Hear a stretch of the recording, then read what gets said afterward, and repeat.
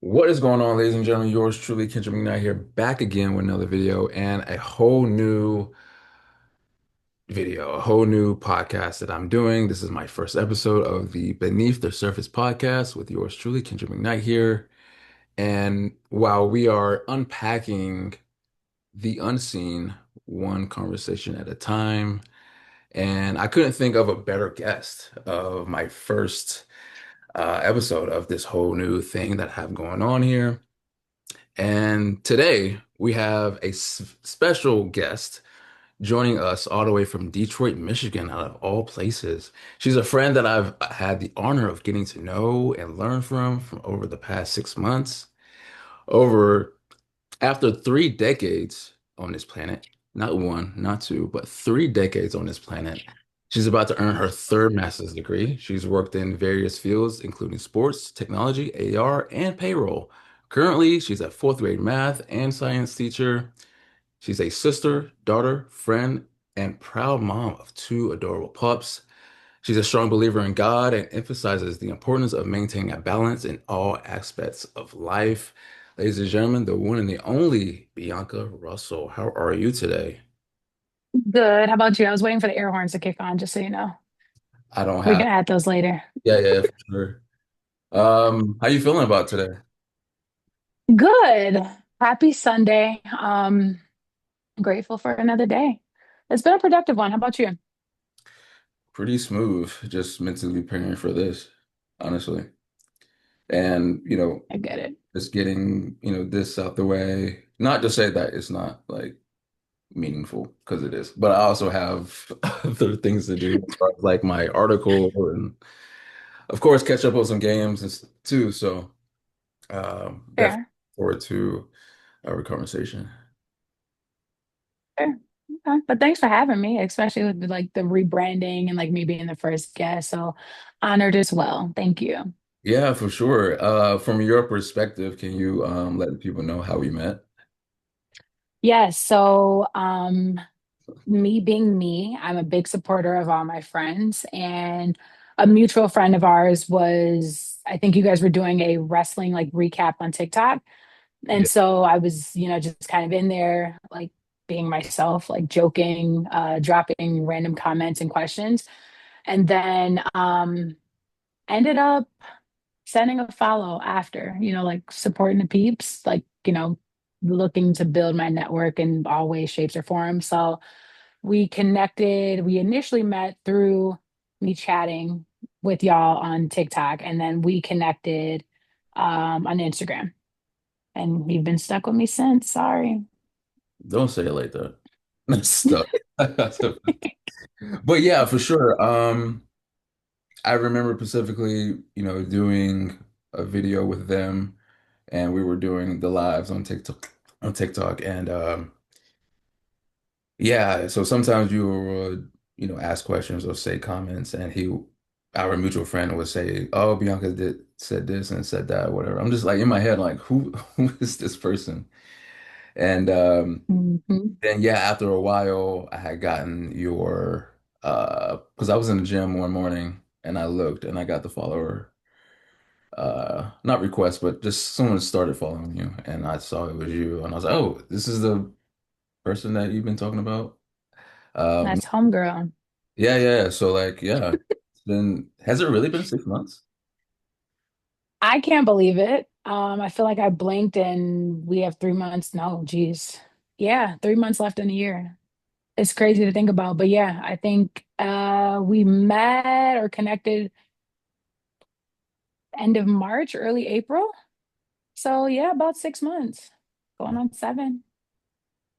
Yeah, t this year has been a blur in a sense for me. Mm, Um, I agree. but I would say so far it's been a great year. A lot of lessons. Oh Um, yeah, easily. I feel like I look like every year it just keeps getting better. And yeah, so I'm grateful for that. Um, but yeah, definitely been a year, but probably one of the best years of my life. really. How so? Just a lot of like obstacles overcame, setting different goals, whether it be like staying consistent in the gym or running my first like 5K, like different things like that. So and then me becoming a teacher. So all in all, like better year of my life, best year of my life. Yeah, for sure. And I do remember those initial conversations that we had about you wanting to get into that field of teaching and having those venting moments with the job that you did have at that time. And Yeah. see where you are now is as a friend is pretty cool to see. Yeah, I appreciate that. And thanks for listening to the vent sessions. Yeah, a lot of swearing, but it's okay. Don't How say are, that. My kids might be listening. oh I yeah. tell them I don't swear, my students. Yeah. How exciting are you for this conversation? Honestly, super excited. So when I was thinking about it, initially I was like, oh, this is the first time I've ever been asked on a podcast. But then I recalled back in 2020, a friend of mine actually asked me to be a part of his podcast. So Black Fridays with Denzel.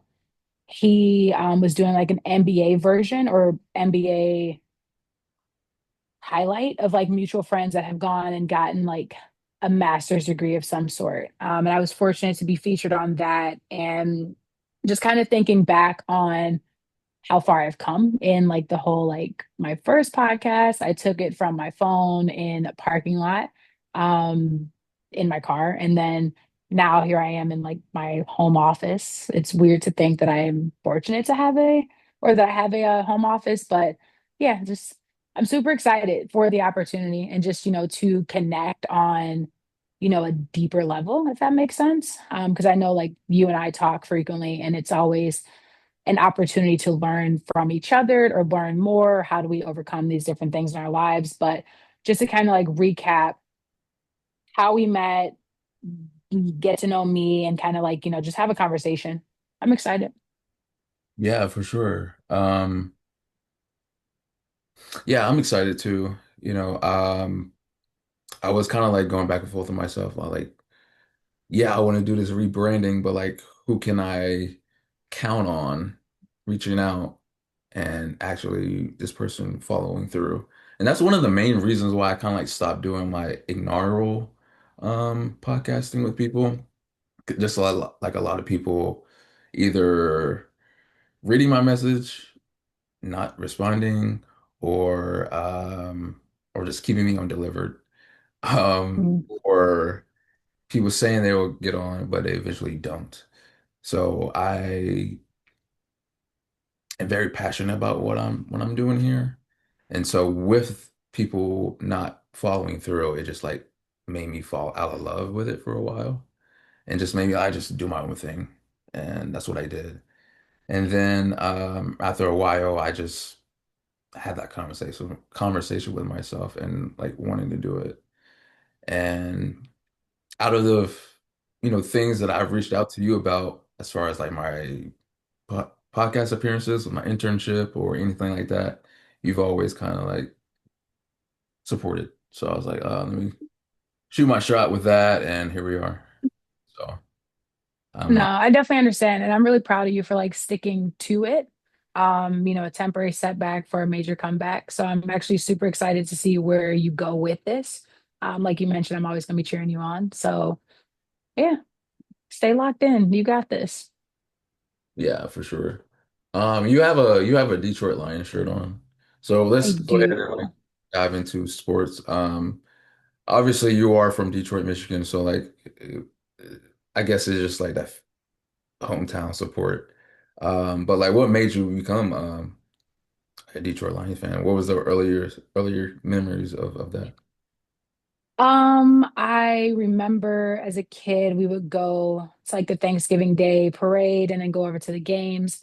Um, but I mean, being an athlete myself, like football was never something that I ever really followed. For me, I just feel like, and I know I'm probably gonna lose a lot of like listeners at this point, but I just think football is such a long game and it's so long and drawn out. So for me, I lost interest and even trying to understand it. And then also kind of like how some plays weren't certain outcomes where others, even though in my mind it's the same play, why do we get different outcomes depending on, what's going on? So I don't know. That's something that, like, I guess when you like just kind of like what you mentioned, like being born and raised in the greater Detroit area, like you're going to cheer for Detroit teams. But I think that now I am at a place in my life that it's like I do want to engage with like that sports camaraderie. So my best friend and I were actually talking about it earlier, either earlier this year or late last year, but how we both wanted to like learn more about the current teams that are playing because we're older and the athletes that we followed growing up aren't, playing anymore. They're starting to retire. So it's like, who are these new people? Like, I think her and I were talking about the Pistons, and I was like, who is that? Like, where are these people? And I'm like, I'm really dating myself because I'm listing off like, granted, I know Chauncey Billups is retired, but like that's the Pistons that I know. And so for the Lions, it's like, okay, it's fun to see like their change over the last couple years, like their progress over the last couple years, because obviously we've been one of the worst teams. So that's another reason why I was like, if I'm going to follow any other sport, I'm going to follow a sport that's doing okay or better than the Lions. But now, I mean, you can kind of call me like a bandwagon fan, but always rooting for the home team. Yeah, for sure. So like for me, it was kind of like a legacy kind of thing, family. Like my granddad's a Panther fan. My dad was a Panther fan before he passed away. So I had, I'm not gonna say no choice, but like when you're constantly around something, you just follow suit. And it's very similar to, college with the Tar Heels, like granddad, dad. Hmm. And so sometimes I say this joke that, you know, my dad would disown me if I wasn't a fan. Um, it's not true. I Fair. just say it to see people's reaction. But it's it's something that I'm just used to, and I all I can do is hope and pray that the legacy continues whenever God blesses me with kids, and it just keeps going. And so, even though, because like for me, growing up, I was just like a TV kid, like cartoons and stuff. So I didn't really get into sports until like my preteen years, teenage years, maybe like 2011-ish. And so, Okay. yeah, so like I had to be like 12 going on 13. And that was literally the year that we drafted Cam. And so I don't know anything about the Panthers pre-Cam Newton. So like the Jake Delhomme years, the prime Steve Smith years, like I don't know. But all I know is Cam. Like I literally watched his entire career. And like a story behind that is like I remember maybe his second year or third year. Um, well, like when you first get into sports, you don't really know what's up. Like you don't know like, who to really like. And then when you hear comments about certain players or teams, you kind of like follow suit with them because you don't really have a opinion within your own right. And so Hmm. when Cam first started, he didn't do that well. He did have like good, games and whatever, but the team aspect wasn't great, right?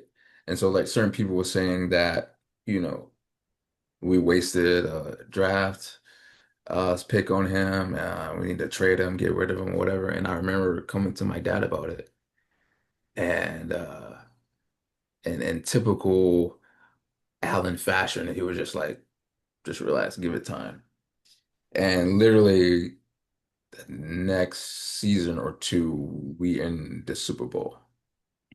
And so like, okay, I just listen to my old man. Just give things time and be patient with things. And so um and yeah, here I am, you know, 20 something years later, still a fan. It hasn't been the best, especially since Cam has been gone. Uh, Hmm. but we're okay. We're okay. Um, What are your thoughts on the season so far?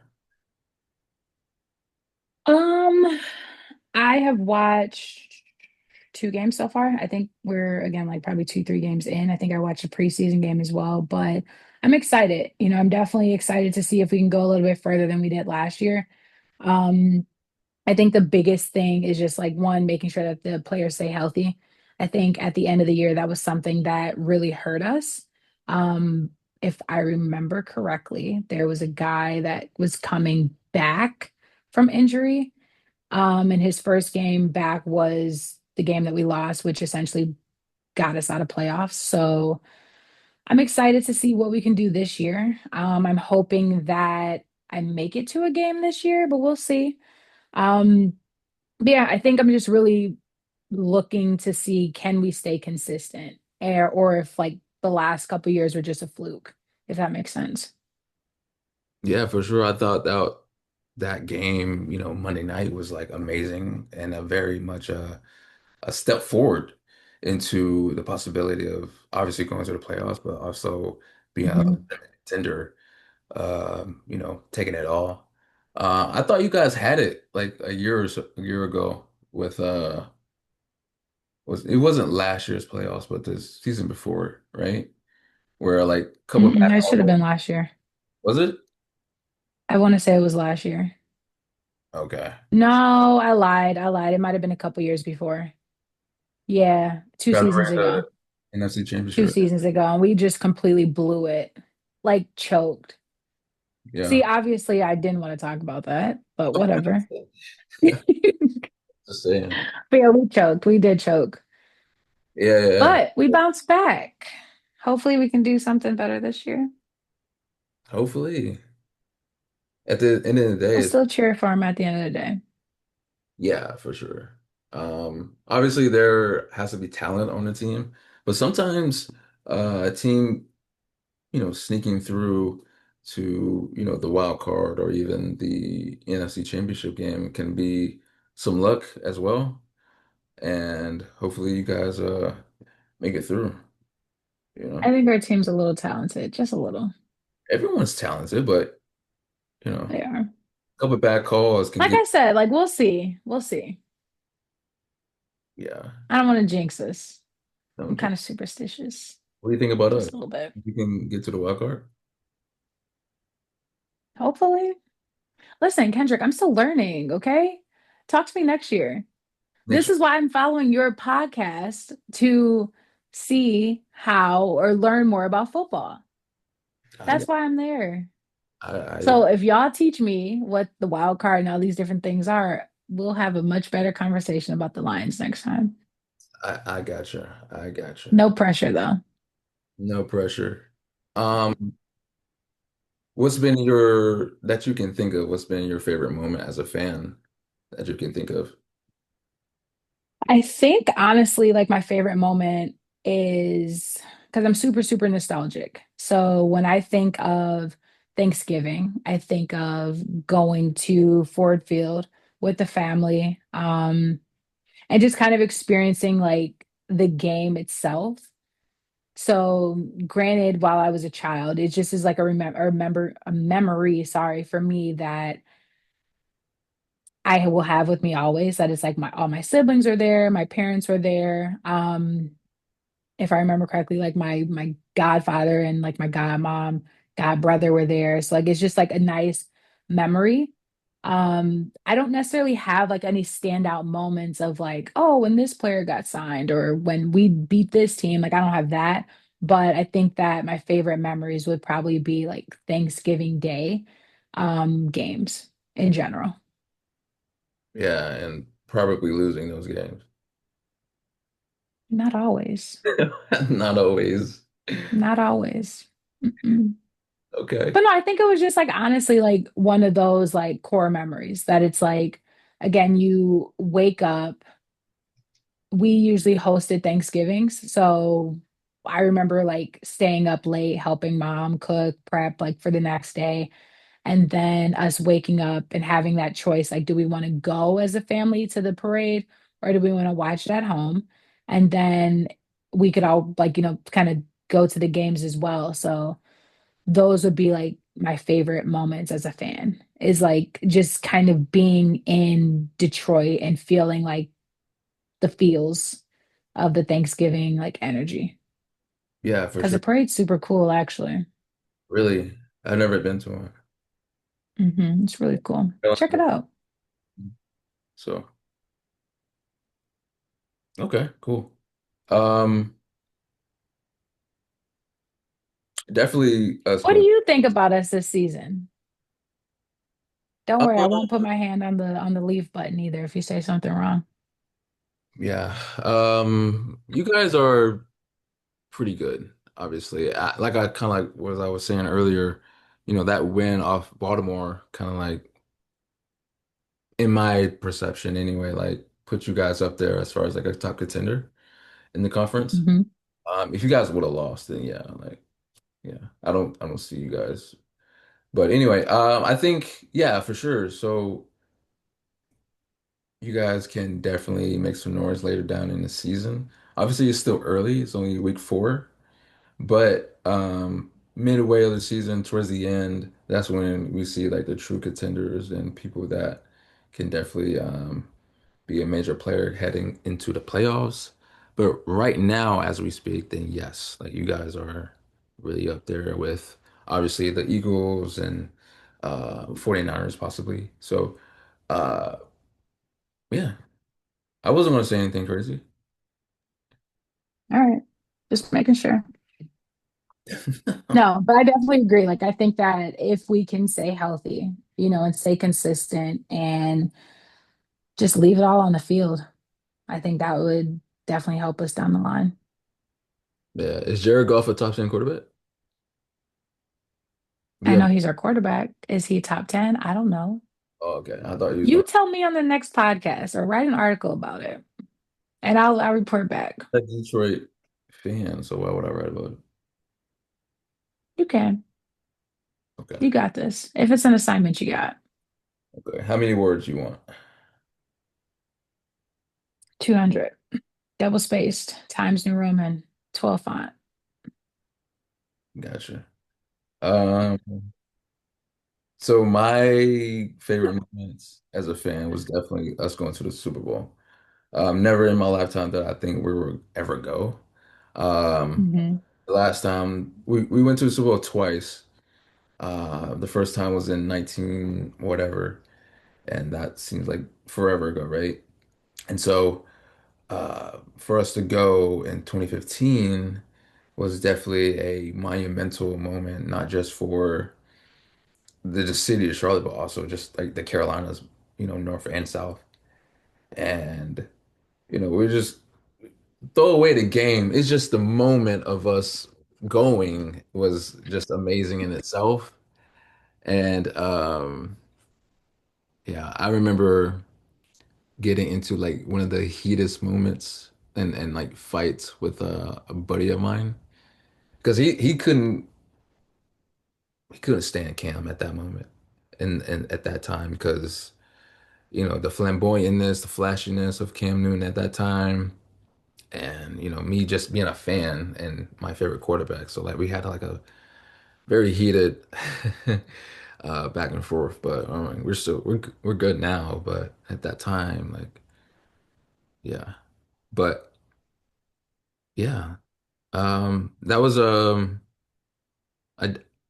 definitely a moment for sure. But yeah, Super Bowl for us going to Super Bowl was my favorite moment, and what we're doing right now with the youth movement and throw in a couple of vets here and there. I like it, but I grew up on Cam Newton, so that's my guy forever. My favorite quarterback of all time, and I am still at the belief that he should still be in the league. Um, but that's neither here or there. But talked about football. Want to get that out the way. Um, Always. definitely a sports channel based channel, but I also want to get to know more of you, even though it's been 6 months. Because there's always more to learn and get to know more of.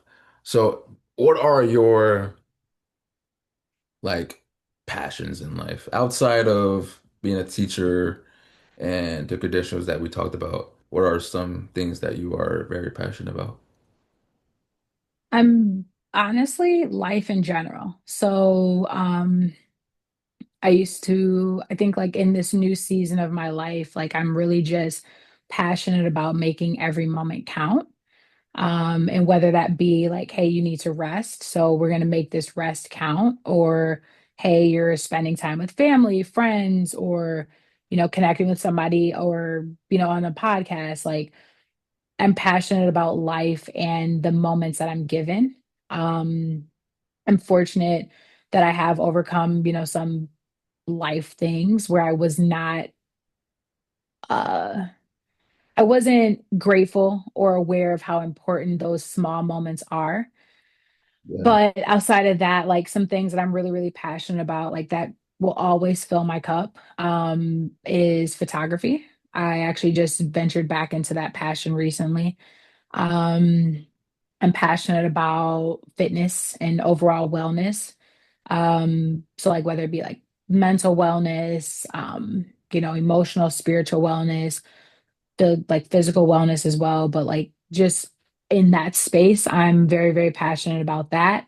And then just always looking for new opportunities to learn more. So, yes, as a teacher, like I'm expected to teach kids, but I feel like you have to do what you're teaching, or you have to be passionate about what you're asking others to be passionate about, or else it's like fake. So, you had mentioned like I will soon have my third master's degree. I'm fortunate that Verizon covered two of those. I was able to get an MBA and then a master's in information systems. But when I turned 30, I had like a whole like come to Jesus moment and really started living for myself. And so that's how I ended up, pursuing teaching. And in Michigan at the time, all you needed essentially was to pass a certification exam, get licensed, and then pretty much hold a master's degree of some sort. I thought that was like stupid, for lack of better words. Because in my mind, how can a somebody that holds like a master's in engineering teach somebody math and like English, right? Or how do you cultivate success in a fourth grader, or an early elementary student, when all you know is engineering and things like that? So I ended up going back and I started my program online in, I think it was November of 23. And fast forward to March of this year, April, I took my certification exam. Thank God I passed on the first try. And now I'm full-time teaching, and I will be officially like licensed, certified, done with school, done with my program in December. So like it'll be a nice like wrap up to 2025. But those are my passions, obviously like spending time with family, friends, um, and just I'm also kind of passionate about Disney. Judge me all you want, but I am for sure a Disney adult. Kinda, For you sure. a lot. Like 1,000% a Disney adult. Yeah. I remember not debates, but like having those conversations of like favorite movies and things that we're into. Um, I remember discussing like our top fives, like as far as like Pixar's or just Disney movies, period. And Hmm. talk about somebody that came at me hard about like not watching Lion King and 1,000%. And stuff. I'm still coming too hard. But I like because I'm like, you gotta watch it. It's easily the best movie. I've seen it, just not in full length. Watch it as an adult. It changes everything. Everything. Like that is a movie that I will watch at least like three, minimum 3 times a week. I'll fall asleep to that movie. Three And I times, could quote it. 3 times. Hmm. Yeah, that's cool. Um, I love that movie so much. I know for sure. Um, Yeah, kind of like go back where we were saying as far as like 2025 being our best years and what like you were saying like what a way to cap it off with your very last schooling. So that's really really cool and kudos to you for continuing that drive and that passion that you are fulfilling. Thank And you. yeah, of course. And so for me, I'm very passionate about a lot of things. Obviously podcasting because here we are Mhm. talking about sports and honestly just enjoying life and all that it brings. Whether it's the positive stuff, maybe the negative stuff, because you can also learn from negativity and Mhm. um, and honestly just being alive. I think with my dad's passing, it made me like appreciate what's in front of me more because I was definitely one of those kids that was just like here and not really striving for anything and not appreciating who's in my life and what they do and just like being those kids that just didn't really care for anything, if that makes sense. And so I've always Yeah. described it as like a gut punch from God himself. Whenever my dad was transitioning, and even with that, my relationship with God was kind of like if very, very like iffy and off. Because I blamed any and everybody for my dad's passing. And you know, said some things that you should never say to him. Just I definitely get that. out of anger, frustration, just me being confused about like why. Uh, Hmm. and so I was in a very deep depression and just like in a whole nother world. And so I battled through a lot and you know, now we're approaching 12 years of him not being here. It I feel like I learn something new every year about myself. And when you are a 16-year-old kid and your biggest influence is gone and male influence especially, you're kind of like left on the island by yourself trying to figure out how and what to do as a man. Um, Hmm. and so you just kind of figure it out on your own, which was very tough for me. And so, yeah, I'm very passionate about just like the constant lessons that I'm learning about myself. And even through adversity, just that constant drive and go to be the best version of yourself. And Yeah. also very passionate about setting goals. And because like without it, like what are we here for? And so like for you, what would you say is like 5 goals that you are like looking forward to achieving after? Yeah, I'll definitely answer that. But before we move on, like I definitely want to touch on the like struggle with loss, right? So I mentioned, I mean, in the intro, you mentioned that I have high faith in God, strong faith in God. And I had a very, very similar experience with loss and then not knowing who to blame. And of course, you blame God, right? Because you're almighty. If I come to you and I ask you to make this better, and then you make the person disappear or you make the person come back to you. Yeah. I lost my grandmother. And when I was a freshman in high school. And I remember the night before, like literally the night before she passed away, like I prayed to God, like, please just make her better. And she died literally like probably 15 hours later. And it was the hardest loss that I've endured. Just to one, see my mom lose her mom, like that's hard.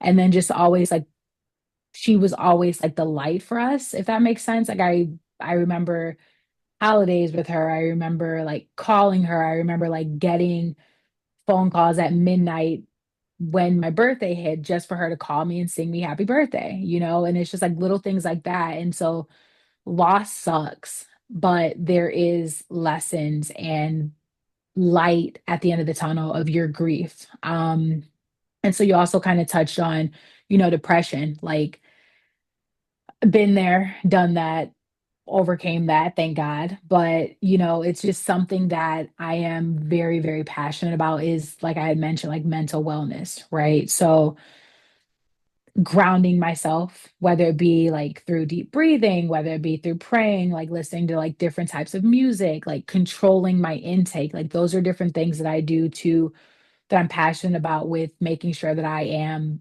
sane and stable enough to keep, doing the work that God has called me to do. So something that I do to stay sane, I pray like every night, like, thank you for another opportunity.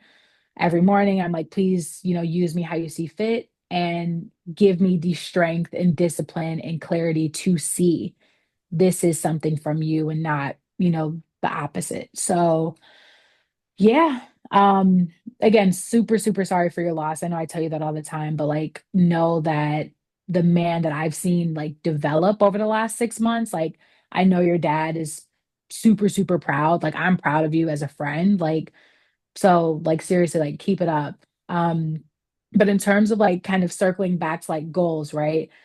I used to be the girl that was like, I have to have a goal for like 6 months, 12 months. Like, I used to have like my 5, 10 year goal. Like, if you would have asked me like 10 years ago, where will you be at 32? Married, kids, like all the things, right? But life happens. And, my faith, I believe that I'm not in control and I'm here to live out and fulfill the purpose on my life that, God has placed on me. And with that being said, like I kind of humor myself sometimes when I'm like, oh, I want to do this in 5 years, or I want to do this, or I want to do that. Because it's like at any given point, one, our life could be ended, right? Like that's something that we don't know when our time will come. And so why would I stress myself setting like long, and I'm not saying like I'm not trying to be morbid either, but like I don't want to set goals so far in advance that it's like you're working towards something, you're wasting the precious time that we have trying to achieve something that is not, you know, possibly going to happen. However, I do set like more short-term goals. So I try to really focus on, the 30, 60, 90. And I think that that is something that I like try to live by. So between now and the end of the year, I guess we can look at like 5 goals that I really want to make happen is I want to finish the year strong with like my fitness. I'm kind of on the fence about if I want to do another 5K or not. So that was a goal that I had earlier this year, or that was kind of a goal that I set in June when I started or when I joined a run club. So was to run one 5K, and I'm fortunate that I've ran three now. Um, so we'll see if, I push myself to run one in the colder months. I want to see my students like testing in math increase over the next 3 months. So what does that look like for me as a teacher, right? Being patient, being disciplined, like giving them the necessary support, like doing the things to make sure that I have the bandwidth to pour into them. Um, and then just thinking outside the box, tapping into the resources that I have to make sure I'm giving the kids the support even outside of the classroom, right? So I try to like really tap into like real life examples for them.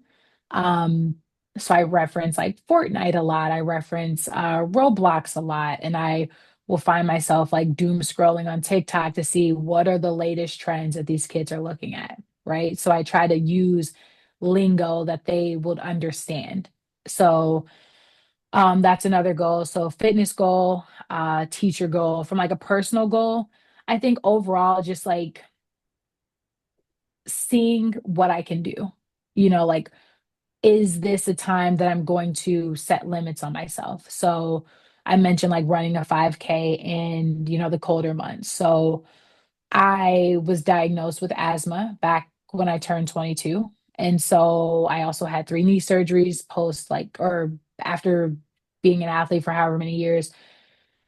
And so I had set limits on myself, and let that dictate like what I could and could not do. So now it's like, okay, are you going to set limits on yourself because we are approaching colder months in Michigan? Or are you going to train because you know how to train? And just like you trained your lungs in 90 plus degree weather and poor air quality, can you train your lungs in the cold weather? And there are resources like running mask and things like that that can help with my breathing in the cold air. So that's something. I want to I want to get back into my faith routine. That's another goal of mine. So once upon a time I was attending church every Sunday in person, and then I would go for Bible study as well every Wednesday. Um, there was also a time that I would wake up stupid early in the morning, and I would, start my day by reading like my daily devotional. So I would literally start at the dining room table reading my Bible and then reading a book as well following that. So like starting my day intentionally. But I'm just really trying to master like my routine in general. I might have to shift like the reading perspective to end my day rather than start my day. Um, I think 5 goals, that's 4. Make more time for me, I think would probably be my 5th goal. So you had mentioned like a couple of the different hats that I wear. It's like, yes, I'm a daughter. Yes, I'm a sister. Yes, I'm a best friend. I'm a teacher. I help my friends with like some media. Like I help my friends with like other things. And it's just like I find myself at the end of the weeks like, dang, I wish I would have played my game a little bit this week or this week. So I think I have to be strategic about that aspect of like making sure that I am essentially double dipping, right? Where it's like I'm resting by not doing anything but playing my game. So I'm actually super, super excited because as a teacher, you get all these different breaks. And so I'm looking forward to like our fall break, our Thanksgiving break, our winter break, because some of my games have some updates coming out around those times. So I'm like, that's what I really want to do. I'm like, that's my 5th goal is making time for my games. Yeah, for sure. And I believe that you um, do all of them, before the year is up for sure. And especially the last one. The last one is very very key to me. Because like we can wear so many hats for other people and be there for, you know, everybody, but like at the same time, like the person that we see in the mirror is more important. And making Hmm. sure that we're good and loved and appreciated within ourselves um is very key and just like up there for me. And so 5 goals for sure. That's number one, because I've done a lot for people, right? Hmm. Uh, whether it's, listening to uh, conversations, venting sessions about whatever and being there for people. And I'm one of those people, so thank you. uh and just like putting so much energy into whether it's a friend or a family member or even a partner maybe. And then I realize that I lay down and I realized that I didn't put in twice that energy into myself. So I'm real big nowadays on self-care and just putting a lot of energy into myself and drive and efforts. Whether it's taking myself out whether it's I'm going to the movie, like we always talk about, um, even taking myself out for lunch or dinner by myself, just like that inner peace within yourself is very important and very key into any and everybody's lives, I feel like. So continuing my self-care is definitely number one as far as my goals. Number two, continuing my my internship is very, very important to me. This is something that I've been honestly praying for a while. Because I remember my last internship was which was pretty cool. You know, I was doing the similar things that I'm doing now, which is writing articles. And we were promised in the beginning of that internship, doing like podcast stuff, but we never did. Mm. We just did articles. And that particular internship started in August of last year and ended in January of this year. And so from the months of, the rest of January, February, March, April, May were very tough for me, just mentally. Just when you think you're in the groove of things, career-wise, obviously something ends, but you put yourself out there, you email people, you apply for stuff, you DM people, and you're not getting things back. It can definitely wear on you for sure. Um, Especially whenever you do get like a glimpse of hope and get an interview here or get an interview there, and you get you're a good candidate, but unfortunately we can't have you right now. It's definitely it's very tough. And with the internship that I'm in now with the FanFeed Network, it's it's one of those things where like I try my luck, I apply for it, not really thinking that it will be something. I get an interview for it. Again, not really thinking too much of it because I've had interviews before, didn't get anything, so I didn't really have high hopes. I did it, felt pretty good about it, but still kind of like having that preparation of getting a no. And maybe like 2 or 3 days later, I get the confirmation like, oh, we would love to have you. And that was a definite highlight of my year so far. And I'm loving it. Definitely taking advantage of it by, posting my articles on my socials, um, continuing um, talking about, sports stuff and like NFL specifically on my socials to let them know, like, oh, Kendrick's really, really buys stuff.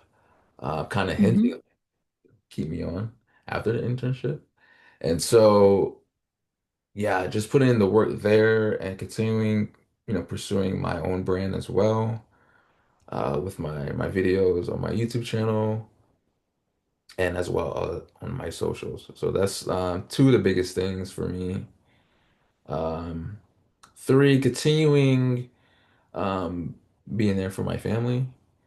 Uh, Sometimes, certain people when they have things going on with their lives, whether it's job related or career related, they tend to forget where they come from and who got them where they are. And so one of the many things that my dad taught me is, never forget who got you where you are and never forget, Hmm. always make sure your mom is good and your people are good. And I just made it a point to just like as I go up, bring my family up with me. You know what I'm saying? And that's why one of my goals on my dream list is to, move my family out of North Carolina. Because there's so many conversations amongst us about like, oh, I wish I could go here, I wish I can go there, or I'd love to experience this. And those conversations are registered, like, okay, like I gotta do what I gotta do to like put them in positions to experience these things, you know? Um, and so continuing my relationship with them and being there for them, while also number four, um, putting myself in a position to become more financially stable, because that's obviously very important in how the world works. Without money, you're not going to do too much. And so, Hmm. um, even at 28, I struggle with like saving, because I have I think a ick of like being broke. And so whenever my money is slimming down, like, okay, let me just take from here to make sure that and then next thing you know, boom, like my savings are gone. Uh, Hmm. so yeah, that's something that I struggle with a lot and want to be more accountable for and be more stern on myself as far as like not taking this stuff out, because we have a future goal here of, living on your own and possibly just moving away, period, career wise, anything can happen when you apply yourself. And so little things like that, like I think forward to. And so in order to get to that point, you have to do the work now. You know what I'm saying? And so um and fifth, mm, I'm struggling for that fifth too. Those are like my main four that I'm thinking about right now. But if I can say a fifth, um, just continuing to go after my goals, honestly. Um, I have altogether maybe like 13, 14 goals, and I've knocked down three. So I'm very proud of myself for that. But at the same time, the goal is to knock down all of them. And Hmm. so, um, you know, certain times, people get, complacent and like um, settle for the things they have done when you can continue to go more. Like, why would I stop with just having $1,000 in my bank account when I can get five? Even when I get Hmm. five, I want 10, 15, 20. You know what I'm saying? Like, there's a constant, I've always been that type of person where there's constant growth and things to strive for. But I also struggle with appreciating the moment, appreciating the things that I've done versus always trying to chase after something. Um, and that's also something too that I have to be more accountable for, of just like appreciating the work that I have done rather than Hmm. constantly chasing after what I feel like success is. Because for me, success is having the means to do whatever you want whenever you want to. Hmm. Um, Say you're laying in bed or sitting on the couch and you're just like, oh, I want to go to Vegas.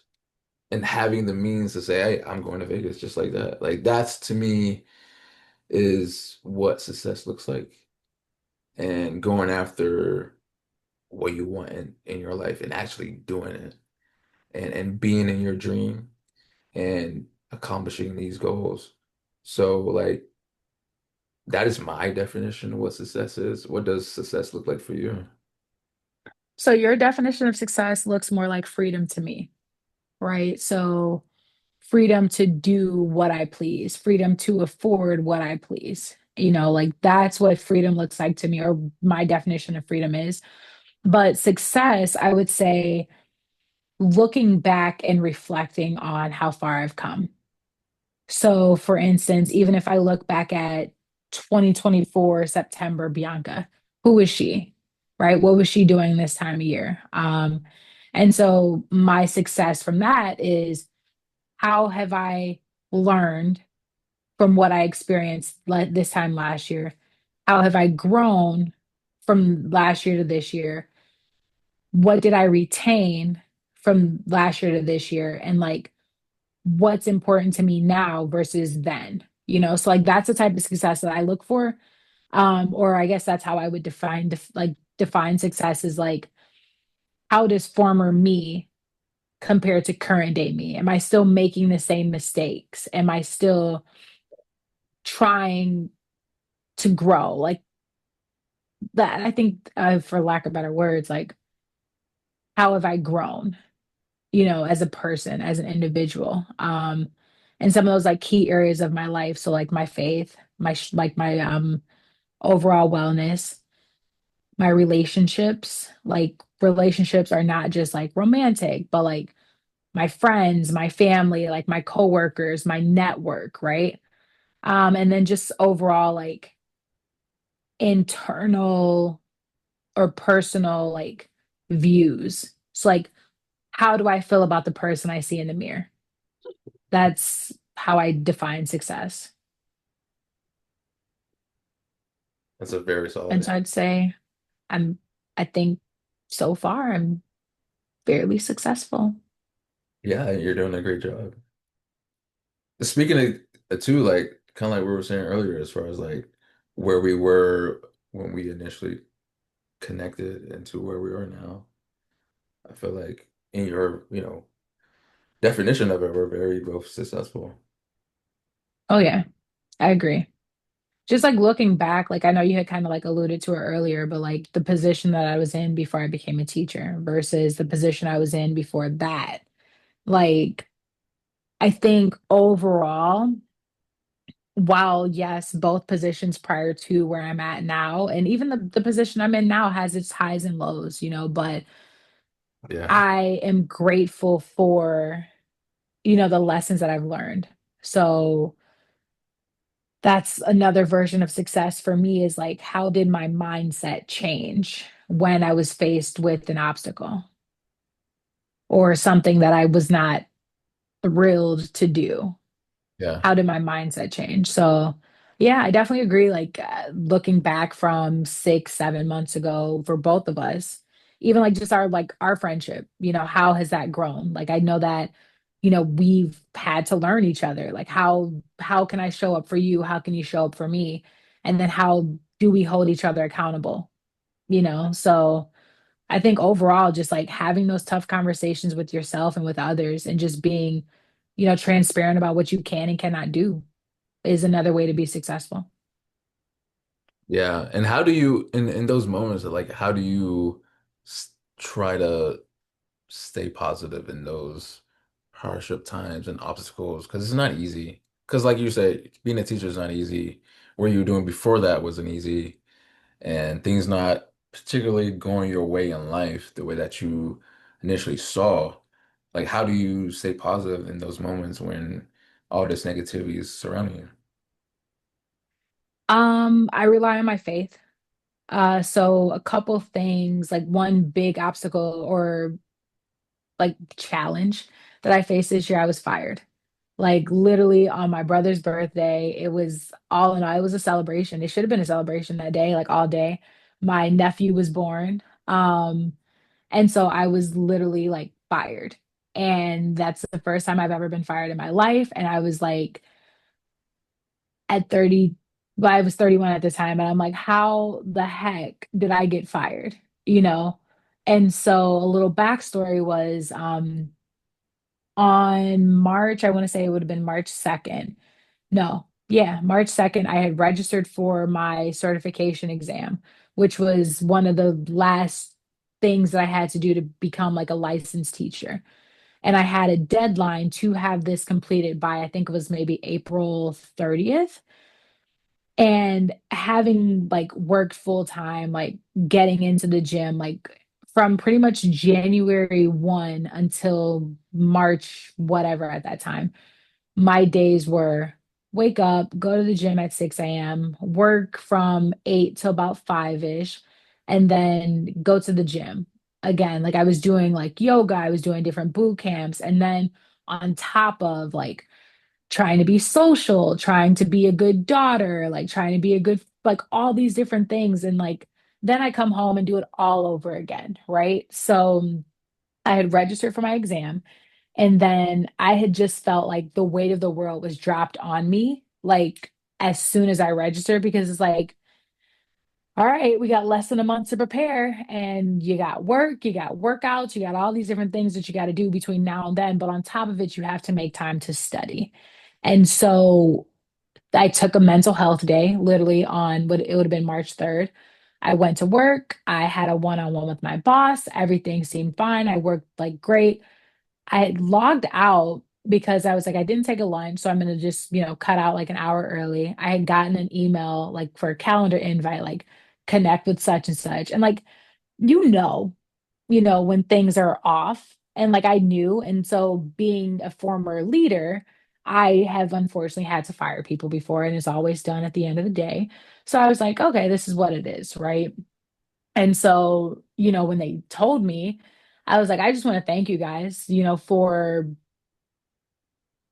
working with me like over the last year. Like I had gone through a breakup. I had gone through like moving. Like I had lived at my dad's, I had lived at my mom's, then I moved into like my own place. And just like my boss and his boss, they worked with me through all of that. And like my boss also knew that I was working towards being a teacher. And, I just thanked them. Like I was grateful for them working with me that far. And yes, I could have crashed out. Yes, I could have been like, oh, woe is me. Who's gonna take care of me now? Like, I don't have ink. Like, no, I literally was like, thank you, God, because I hated that job. I truly did. And on top of it, it's just like I had nothing else to worry about at that time but to study for my exam. And so I remember calling my mom, and she was like freaking out. And I'm like, Mom, no, this is perfect. Like, just take a deep breath. I'm good. I got fired, not you. Like, it's cool. I'll see you in a little bit, right? Because then we were still going to dinner for my brother's birthday. And so I had mentioned earlier, like, the importance of being present. How dare I show up to my younger brother's 30th birthday dinner and make it about me? So I'm like, it's everything happens for a reason. And so that is a part of my story. I could have been again sad. I could have let this destroy me, but I locked in. And so I made the most of the time that I was given. And like I said earlier, I was super, super fortunate that I passed my exam on the first go. So if I did not get fired, if I did not go through what I went through, like that wouldn't have allowed me to be who I am today, a teacher. So that's how I remain positive. I keep my eyes on the lessons that I'm learning and what this does for me. Like, how does this help me accomplish the goal? Or how does this help me accomplish the purpose that I believe is placed on my life? And, I talk to God about it. I'm like, if this is for me, let it be. Let me like clear my mind, like clear my past traumas, like heal my like mental, my heart, my things so that I can receive this blessing from you, and just lock in on that or help clear my mind so that I can see what I need to learn in this season. So fast forward to when I was a leasing agent, that's what I did like over the summer. And it was a rough go. Like it wasn't easy. It wasn't an easy transition. I bounced around from like one place to another. And like, fortunately, I worked in like a floating role before, but just even having tough conversations with my bosses, like, hey, I need you to show up for me. I'm still new. Yes, I'm self-sufficient, but this is all brand new to me. And like, I can help you, but like, help me help you at the same time, So it's gotten to the point now that like, the last location I was at, my boss and I, like, we had to have like a sit down, like, conversation. And by the time I left there, we were like a well-oiled machine. Like, to this day, I still keep in touch with him. Like, he's a friend now because he understood why I was there. And it was like, you're here to make means meet, make ends meet. That's what the saying is. Make ends meet, for the summer while you're, pursuing your goal of becoming a teacher. And I was there to help him put in like structures or like processes that didn't exist before. So I'm undiagnosed OCD. I jokingly say that, but like I needed a folder for my folders. I needed structure. I needed to know where this was so that I can easily go redo these. And then like I recorded a couple videos for like the new people that were coming in so that they knew how to do certain things that I could do in my sleep. So I think that every season has its purpose. And I just try to like, I pray to God to give me clarity and an open mind to see and learn that purpose. Yeah, and that's all you can do, honestly, is just like lean on him and like pray and just like understand like everything happens for a reason, whether we agree with it or not. And and just understand it. Honestly, that's my biggest thing, where it's like when it comes to like patience. Um, I'm not a very patient person. And that's something that I've struggled with a lot. Um, kind of like where you were saying earlier, as far as like when you're talking about your goals, like I've said, like, oh, by this time I should, be in my career, and by that time I should be ready for a family and so on and so forth. And when things doesn't go the way that you personally see it, of course you have those moments of wanting to crash out and like trying to figure out like what's going on, what's the issue, um, like what did I do wrong or something like that. Mhm. But you realize like everything happens within God's timing, not yours. And that's one of the biggest pills I had to force myself to swallow and understand that um, you're on the journey that He wants you to be on. Whether you agree with it, or whether you are confused with it or not, it's all in God's planning and timing, and we're on His journey. And so, yeah, I've definitely had moments of just trying to figure out like what's wrong with me, or like what am I doing wrong? Because like I know I'm a good person, like I have the passion, I have the drive and the will to do what I'm doing. But at the same time, everybody else that's in my field is already there in their fields, or have that job or have that internship. And just like what like what am I doing wrong? And so like I had to like really go to him about, certain things. And it's been a journey for sure. Kind of like where I was saying about my internship, where I was falling down that slope again of kind of like asking questions like, what am I doing wrong? Like, why? Um, like, am I doing something wrong? Like, what am I doing that's not propelling me more in my career? So those moments, you know, you start to figure out like, oh, maybe I'm in the wrong profession, or like maybe I need to do something different, or maybe I need to readjust my life to finally get to that pinpoint. Um, and then just when, these you have these conversations or you have these thoughts, like there goes God right there, blessing you with something. And I definitely had that moment with the internship that I'm in now. And so You're with, doing so good thank you. in your internship. Like, seriously.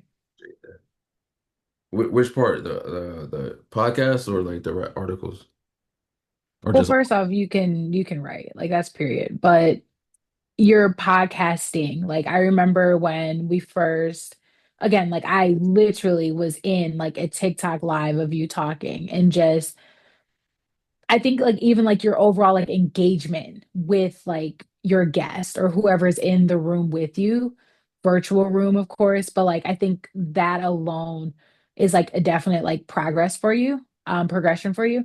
But then also just like your confidence, like I think that may like again, I don't know the full like backstory of like where you were at that point in your life, but like your confidence in how you deliver, like whatever it is you're talking about. Like your passion like seeps through the screen. So like that is again, hold your head high because who you were, let's call it end of February, early March to now end of September, early October, like just keep looking for those little wins and like you can I know y'all record y'all videos, like you can go back and like watch yourself then and laugh. Like just kind of like chuckle and be like, I'm glad I learned from that. Or if you might even find something else that you might want to like start like laser focusing on. So Yeah, you're doing good. I'm proud of you. I appreciate that. Yeah, I do that a lot as far as like watching my old stuff and seeing how far I've come and like but also going back to where we were saying as far as like not being stagnant or like settling for where I am now. Like even though yeah, it was growth from back then, but there's still more to like um do and grow from. And so yeah, like I might send you like an old video and see how like how far I've come. Like it was I real. think I've watched one of your interviews like this before, and like again, like night and day. Like you're doing good. You're Yeah, doing good. I appreciate that. But yeah, in those moments, all I gotta do, or anybody can do really, is just like pray and understand like everything happens for a reason. And something that I've also struggled with is leaning for people, meaning like um, listening to people give me advice or um, getting that guidance from people because like I wouldn't necessarily say it was a mistake, but like one thing that I wish I did not do during the healing process of my dad's passing, I just dealt with everything on my own without really talking to anybody. Mhm. And so like when you've been doing that for 10 plus years, it's kind of like hard to like get out of that shell of like actually opening yourself up and being vulnerable in fear of feeling that hurt again. Um, and so all I know is just doing things on my own and just toughing it out. And another thing that my dad always taught me is if you can't find a way, make a way. And Mhm. so that goes with like jobs or internships, excuse me, and just anything that you put your mind onto and through. And so um, I want to do more of that as far as leaning and needing that person or people and allowing people to come in because I've been very closed in for a very long time and just like living life with like a gigantic shield that surrounded myself, just blocking people away. And so, Mhm. uh, Well, you tried to block me away, and I had to kind of like cut through that. It's okay. It happens. Like I've been there, like I promise you. But like something that I learned over the last year is like from like a faith perspective, right? Like there are seasons where God is hiding you. Like you are hidden. And in that season, he and you are like locked in. Like you do not do anything without consulting God first, right? And so I went through that uh last year. Let's just call it pretty much from like March up until January of this year. January 2024 to or March of 2024 to January this year, right? And then now when he's done hiding you, when he's done protecting you, when he's done doing his work on you, then it's up to you to decide, am I going to step out? Am I going to be like Kendrick Lamar said, I'm going to pop out and show people? Or am I going to keep hiding, right? And then you are deeming yourself God and saying like, ah, I'm not ready. I'm still going to be protected, right? I'm still going to like shield myself because I personally don't feel like I am ready. And so that is something that I had to really like learn. And I try to like help others as well, like with similar faith beliefs. Like there's a season to be hidden. And then you also have to decide, or you have to be real with yourself. Like, am I being hidden or am I hiding? And like know that he knows all. Like he knows where you're at, whether he's hiding you or you are hiding from him or from others. And he'll make a way. He'll expose you. And, we will either have to learn the hard way or the easy way. So, yeah,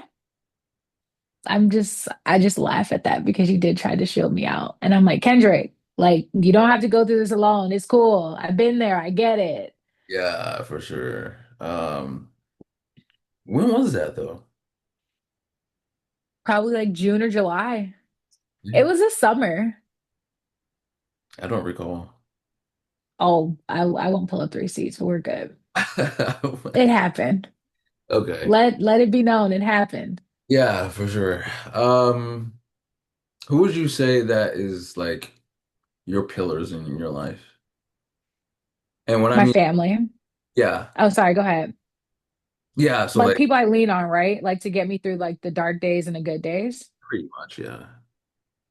So I am guilty of exactly what you said, like isolating when I feel the going getting tough because I'm so used to feeling like I have to do it all on my own, right? So in my old age, I am softening and letting people in and giving people a chance. What?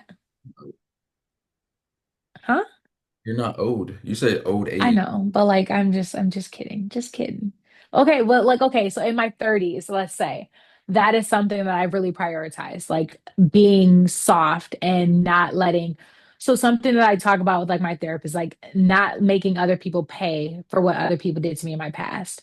And so it would be a disservice if I kept carrying around the hurt that was done to me, and instead of carrying around that, I'm healing and I'm not necessarily forgetting, but I'm not letting it impact my current state, right? So my pillars, I would definitely say my family.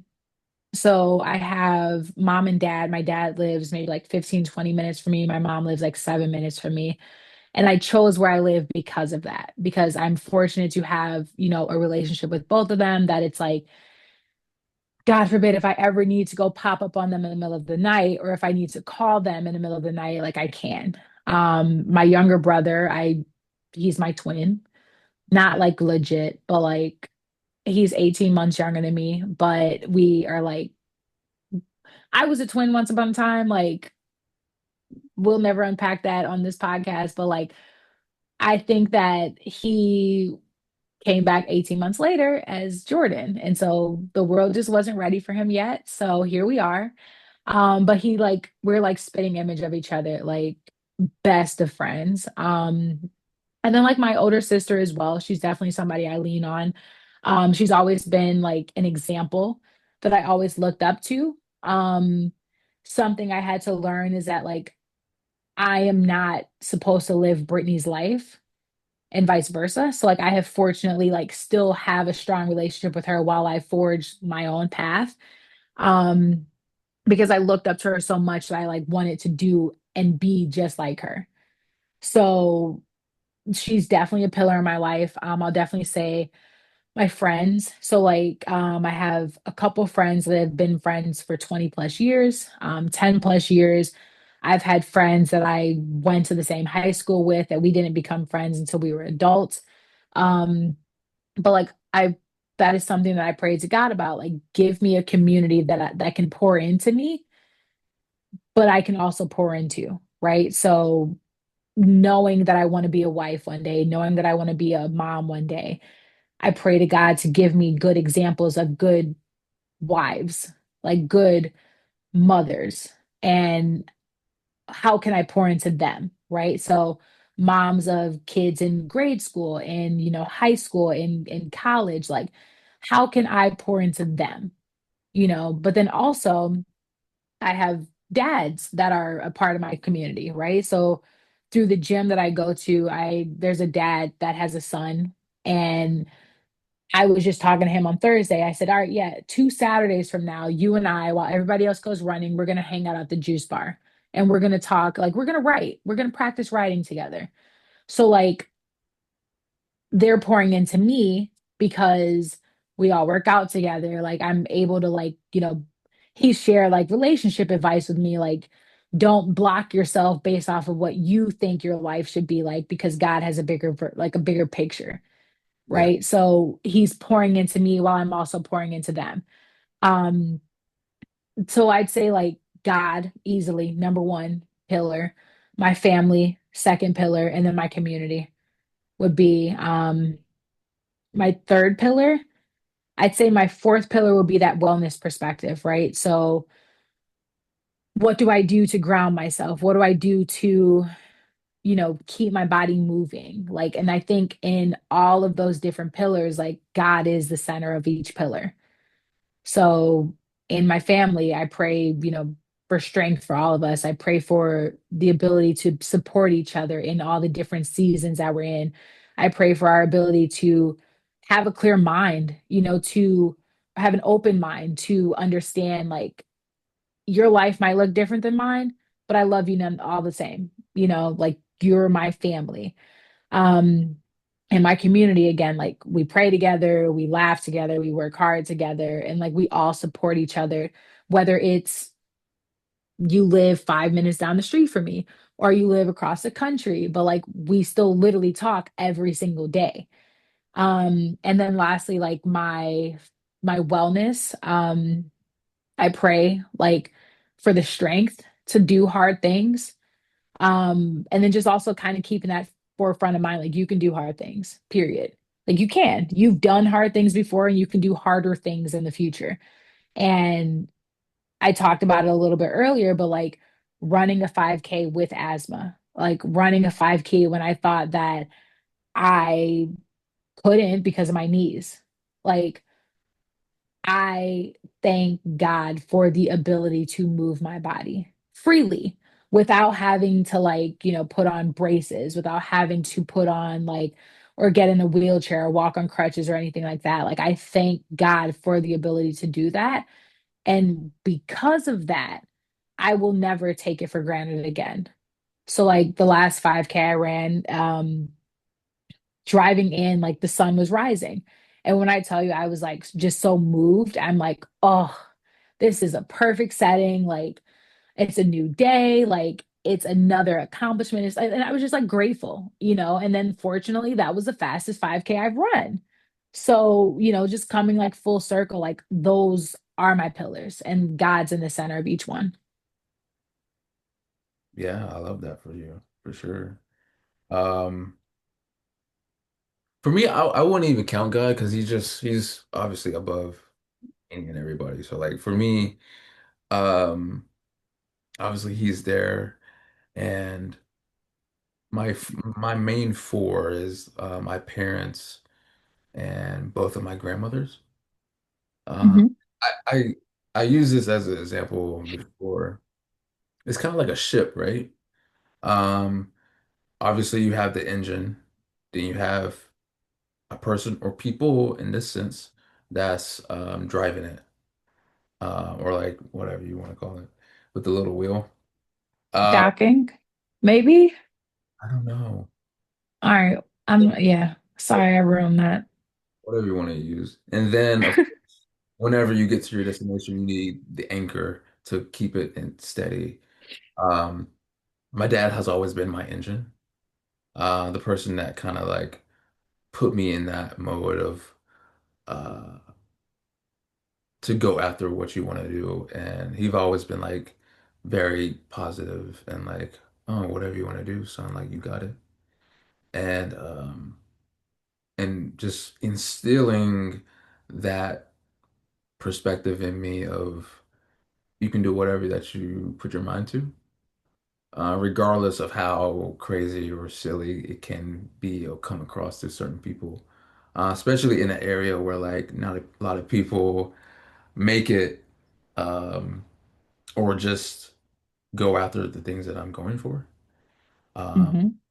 it's okay to be different. It's okay to be unique and being that odd one out of the group. And so, um, definitely a pillar. I'll say both of my grandmas too, because like they've always kind of like stirred me into the right direction. Whenever there's moments where my dad or my mom would say something, because as a kid, you don't agree with everything your mom and dad says to you or As does. an adult, you don't either. Yeah, for sure. And but these are the people that I go to, thinking that, oh, they're going to be on my side, and then it's not. But at the same time, they give me some bit of grace, and guidance, and that sense of uh, security, I guess you can say, that it's okay and look at it within this lens rather than the lens that you're looking at.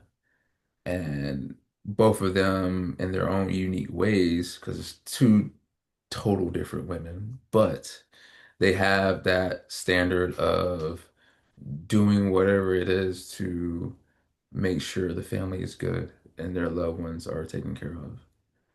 Um, and so they are kind of like the people that's stirring my ship.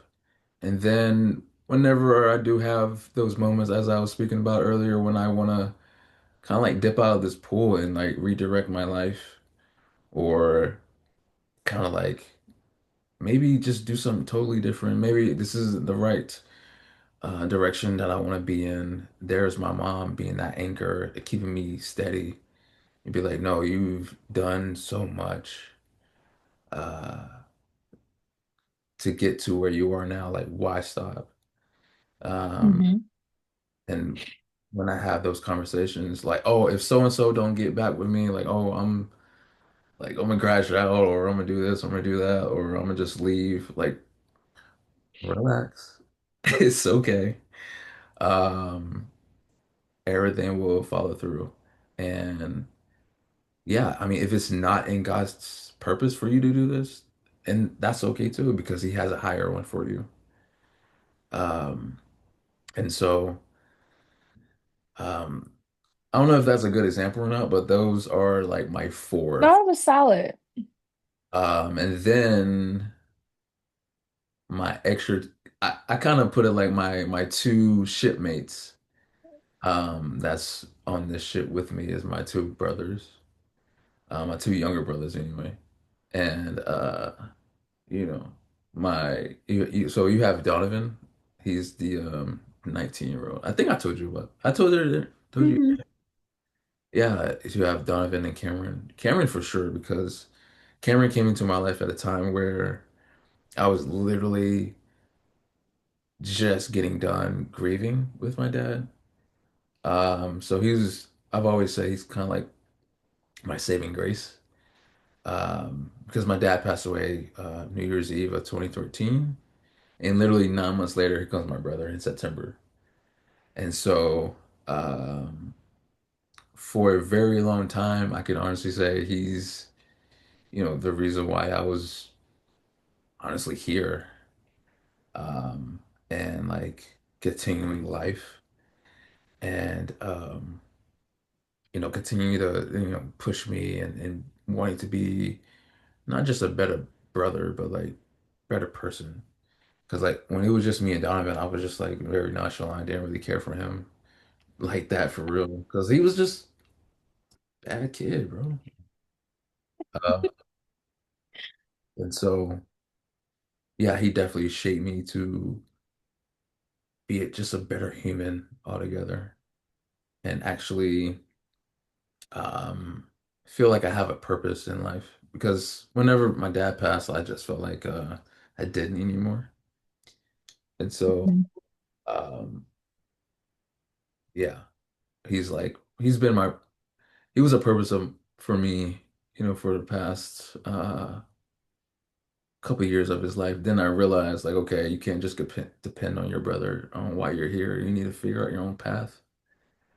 And, that's when, doing the podcast stuff and writing and doing my videos came along, and I kind of like carved out my own identity. And Hmm. while also depending on, not just my brothers, my family's love and support, and the little amount of friends that I have support as well. And yeah, those I would say is my pillars in life for sure. And of course, Of God course. is the center for sure. I like it. I like it. Thank you, thank you. But also too, like just in life, like we learn things, and whether it was the hard way or any other way. But what would you say though is the like biggest thing or decision that you almost made, but you ultimately did not make that choice? Because later down the road, you probably would have regretted doing it. Hmm.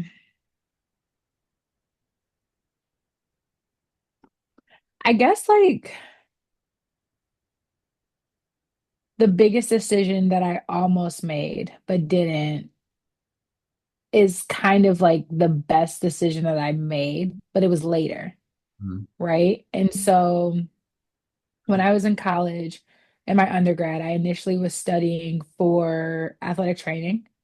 Hmm. And so the school that I went to, there was a program that I would have did 5 years, and I would have had a bachelor's degree and a master's degree at the end of 5 years in athletic training. Then I had three knee surgeries, and the second, well, right at the beginning of the second, or right when I scheduled the second knee surgery, I realized that it was a time that I was gonna need to be doing like clinicals where I would have been like in the field, like depending on where I was stationed, I could have or would have been lifting like injured athletes off the field or the court or whatever. And I realized with a bum knee, you can't do that. So I was torn on what I wanted to do next. I was like, okay, well, that's all I knew. That's all I wanted to do. And so at the time, I was like, well, maybe I could go be a teacher. Mhm. This was in 2012, I want to say. And so I was like, nah, I'll regret that. Like, because again, the rep for teachers is you don't make a lot of money. And at that time in my life, that was the most important thing to me. So that was the biggest decision that I almost made and felt that I would have regretted it later. So dream deferred. Um, but I mean, obviously, I decided to become a teacher anyway. So that's why it's like I just felt like at that time, at that point in my life, I knew, quote unquote, I was going to regret it. So it just, it's ironic because the biggest decision that I thought I would regret is the best decision of my life. Um, so yeah. Yeah, look at you now. I love it. What about you?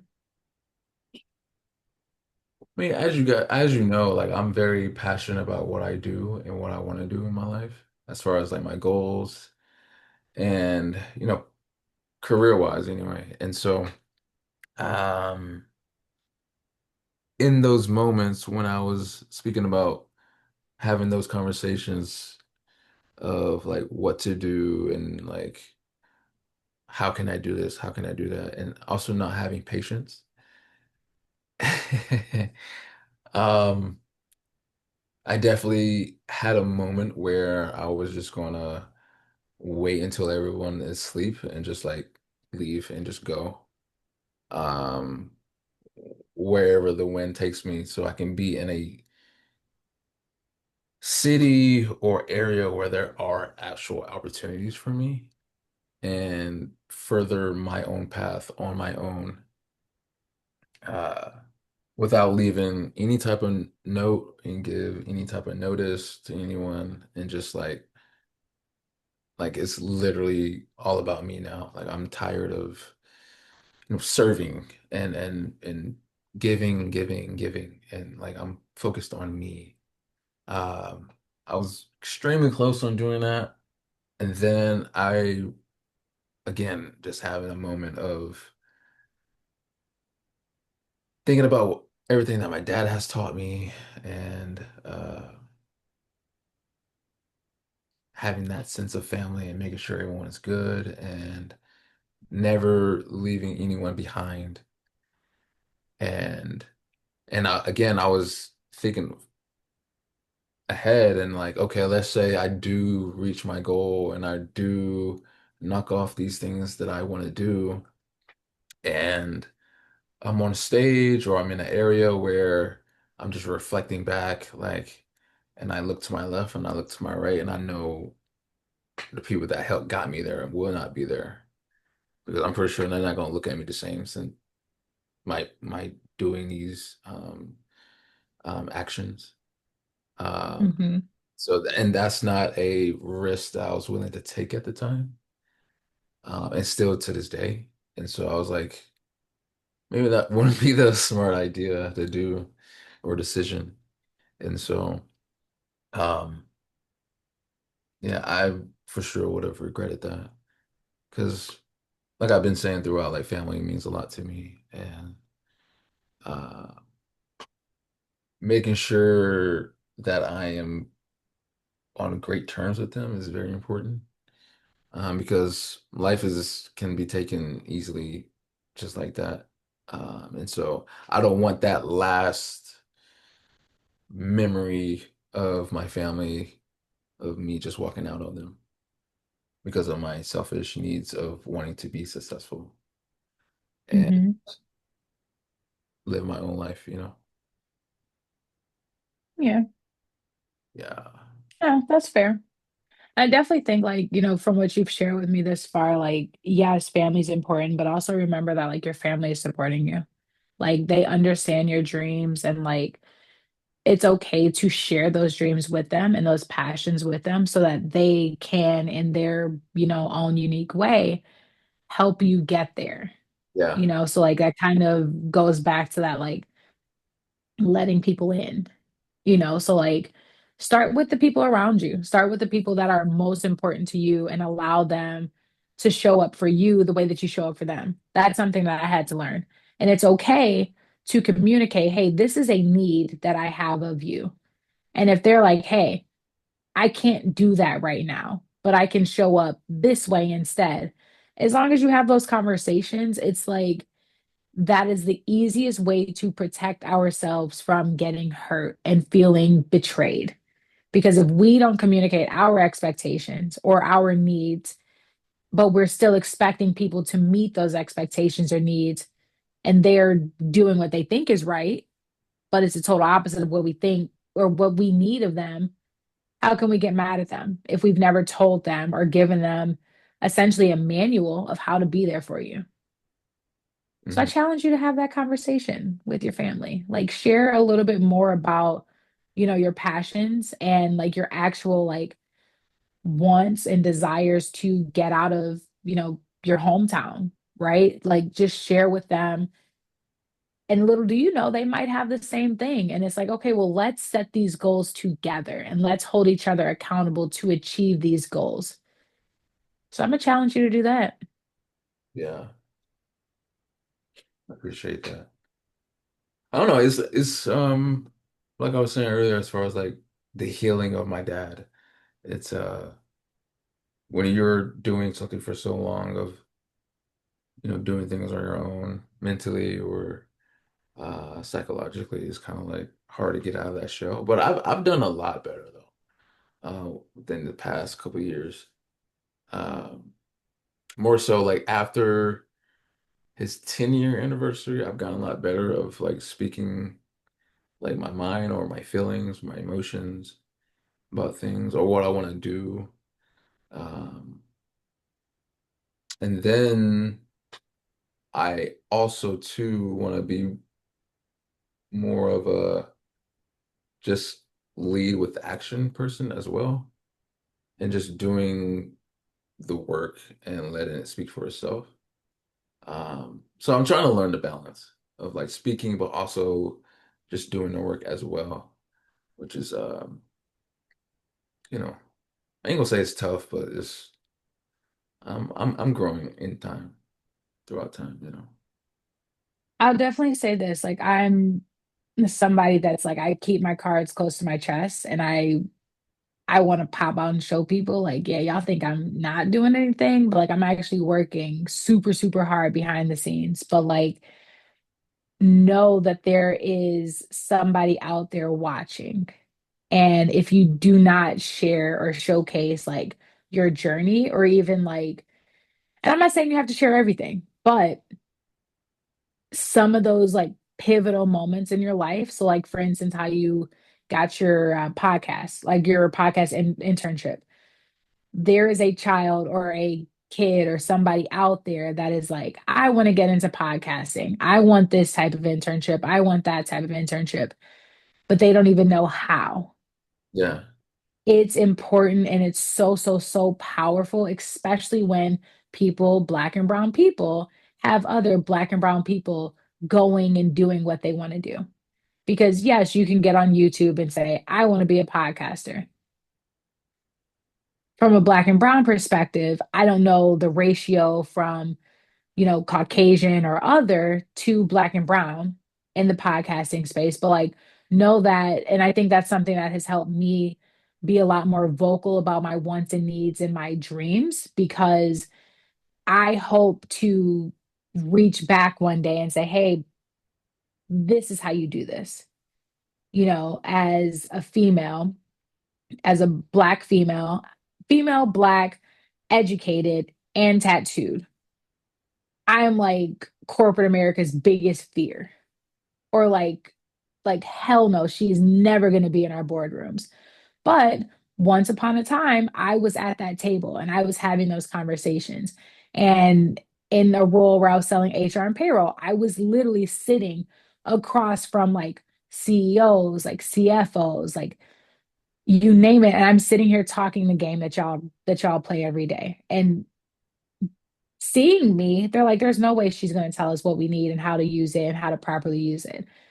But like to be in that space, to be in technology, to be in sports, to be a manager at a freaking Verizon, like that's motivating for other Black and brown people to, hey, how did you get into this space? So I challenge you, like, as uncomfortable as it is and as scary as it is, speak your truth, speak your journey, because there is some Black or brown child out there looking to get into this space. And they are probably thinking of giving up because it's like, well, I don't even know where to start. And Yeah. that might be the next top podcaster that we need. Or heck, they might internship with you one day and you could help shape their journey. So I challenge you again to share your story, share your perspective because it has power and Yeah. you never know who needs to hear it. Yeah. I do think about that sometimes as far as like um for someone that is so mostly known to be quiet and to himself and like shy, to see what he's doing now with podcasting and uh even with the impact of his father's death, like Kendrick is just doing his thing for sure. So I do think about that. But I am also the type of person where like I need to like see it. I need to hear that uh I guess appreciation or just hearing that I do impact someone. Like really I'm just doing what I feel like I'm set up to do, not to purposely impact people in a positive way or anything like that. So when that comes along, like I'm deeply appreciative of just like myself. Like, oh, like I didn't realize that I was doing these things. So like I'm deeply appreciative and I love that if I am impacting someone in any kind of way. Um, and so uh, I do think about those times though. It's really cool. Just keep doing what you're doing and don't be scared to do what you're doing. No. I appreciate that. Thank you. You're welcome. So as like a teacher, of course you come across students from all across walks of walks of life. And so Mhm. like especially in like today's generation, it's so easy to like follow, right? And be something that you are not to try to fit in.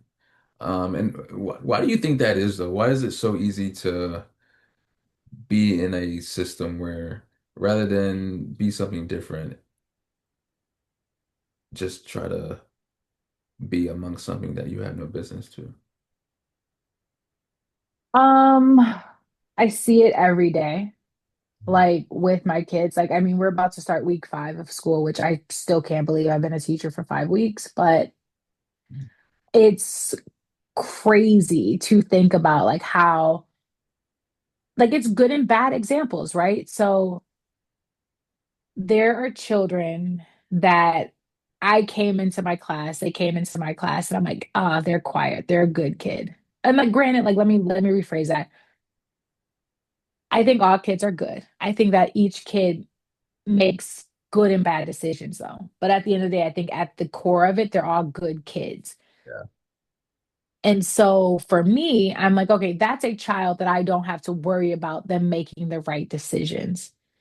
There are others that I'm like, I have to influence them or give them a reason to make the right decisions. And so I think, like, even like for sports, right? For followers of sports, like that bandwagon effect. Like, oh, this team's winning, they're thriving, I'm hopping on that bandwagon. And if it's enough people doing it, that makes sense. That's enough for me, right? So one of my children, she was like soft spoken, like quick to do. Like I remember on the first day of school, like she was in tears when I asked her to speak out loud. And I was like, holy crap, like, okay, like just tell me what you need me to say. Like write it down on your board and I'll say it for you. Now she's outspoken. She's like, I was really scared about school, but now I'm really excited about school. She was like, because you challenged me. Like she didn't say it like this, but like she goes, because you let me speak. And I was scared at first because I want to speak, but nobody ever lets me. And so I think like that is fear, right? And then also, now that she is speaking, I see she's kind of gravitating to the children that make bad decisions. And I'm just like, that is not you. And you know it's not you. And so when I talk to her like family at the end of the day, I'm like, she's still doing good, but she's making more bad decisions than good.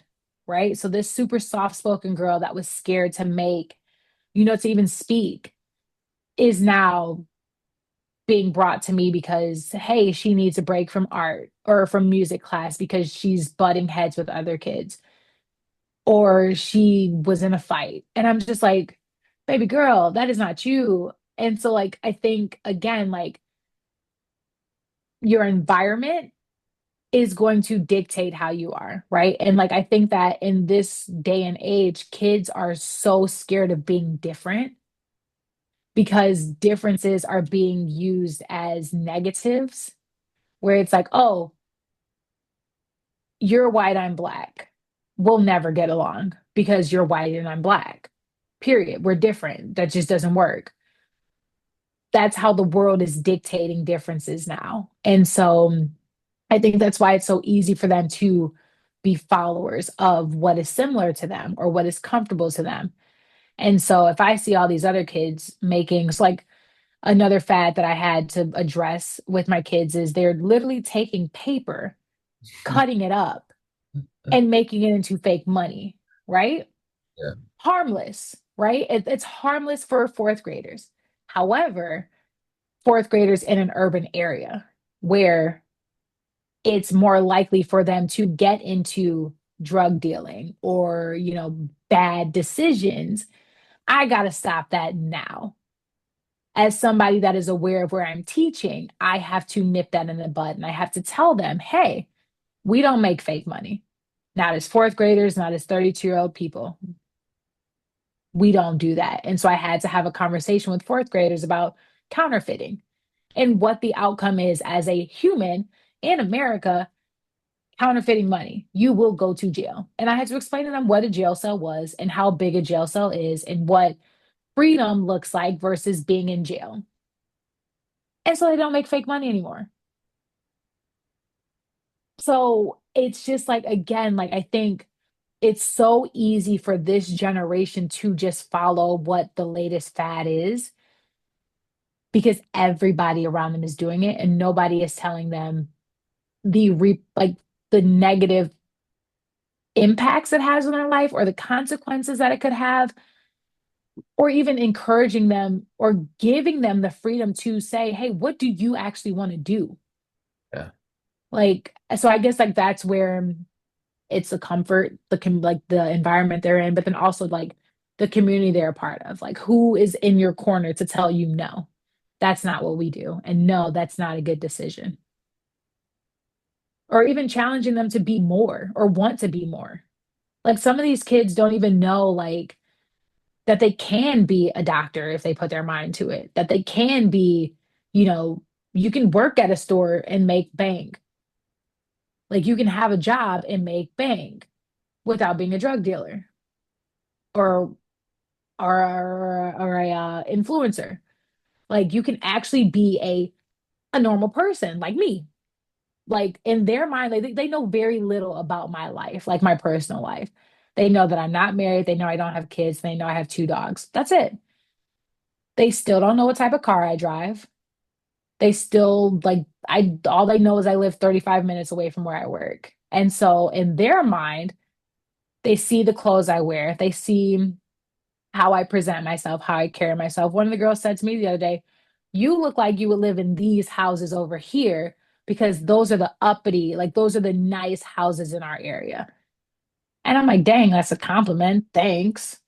But like these kids don't know, like they just don't know. And it's they only know what they see.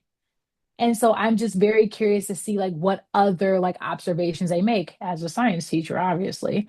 But like the observations and how they perceive the world that they live in. And I just hope that I'm not the only person in their lives, whether it's, in the future or even current day, to tell them that they can be whatever they want to be. But it starts up here. Yeah, definitely.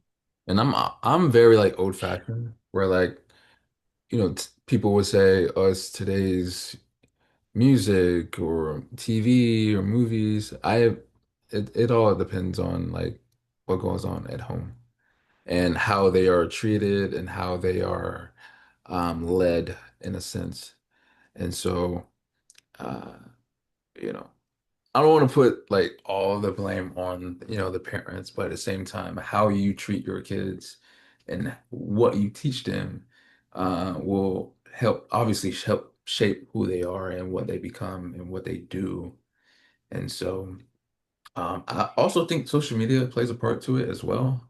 Like you were saying earlier, getting into like the social media lingo and try to figure out what it is to have a common ground with them so they can understand where Bianca comes from and what they're Hmm. um, and so for me personally, I was definitely one of those kids that was not comfortable with who I was. Um, I wouldn't blame anything on I'm a very unique case. It wasn't anything from the home. It's the perception that I have amongst myself. Um, you know, I would say that certain guys that I wanted to emulate because at the end of the day, it's all about having and getting a woman's attention, right? And having that attraction.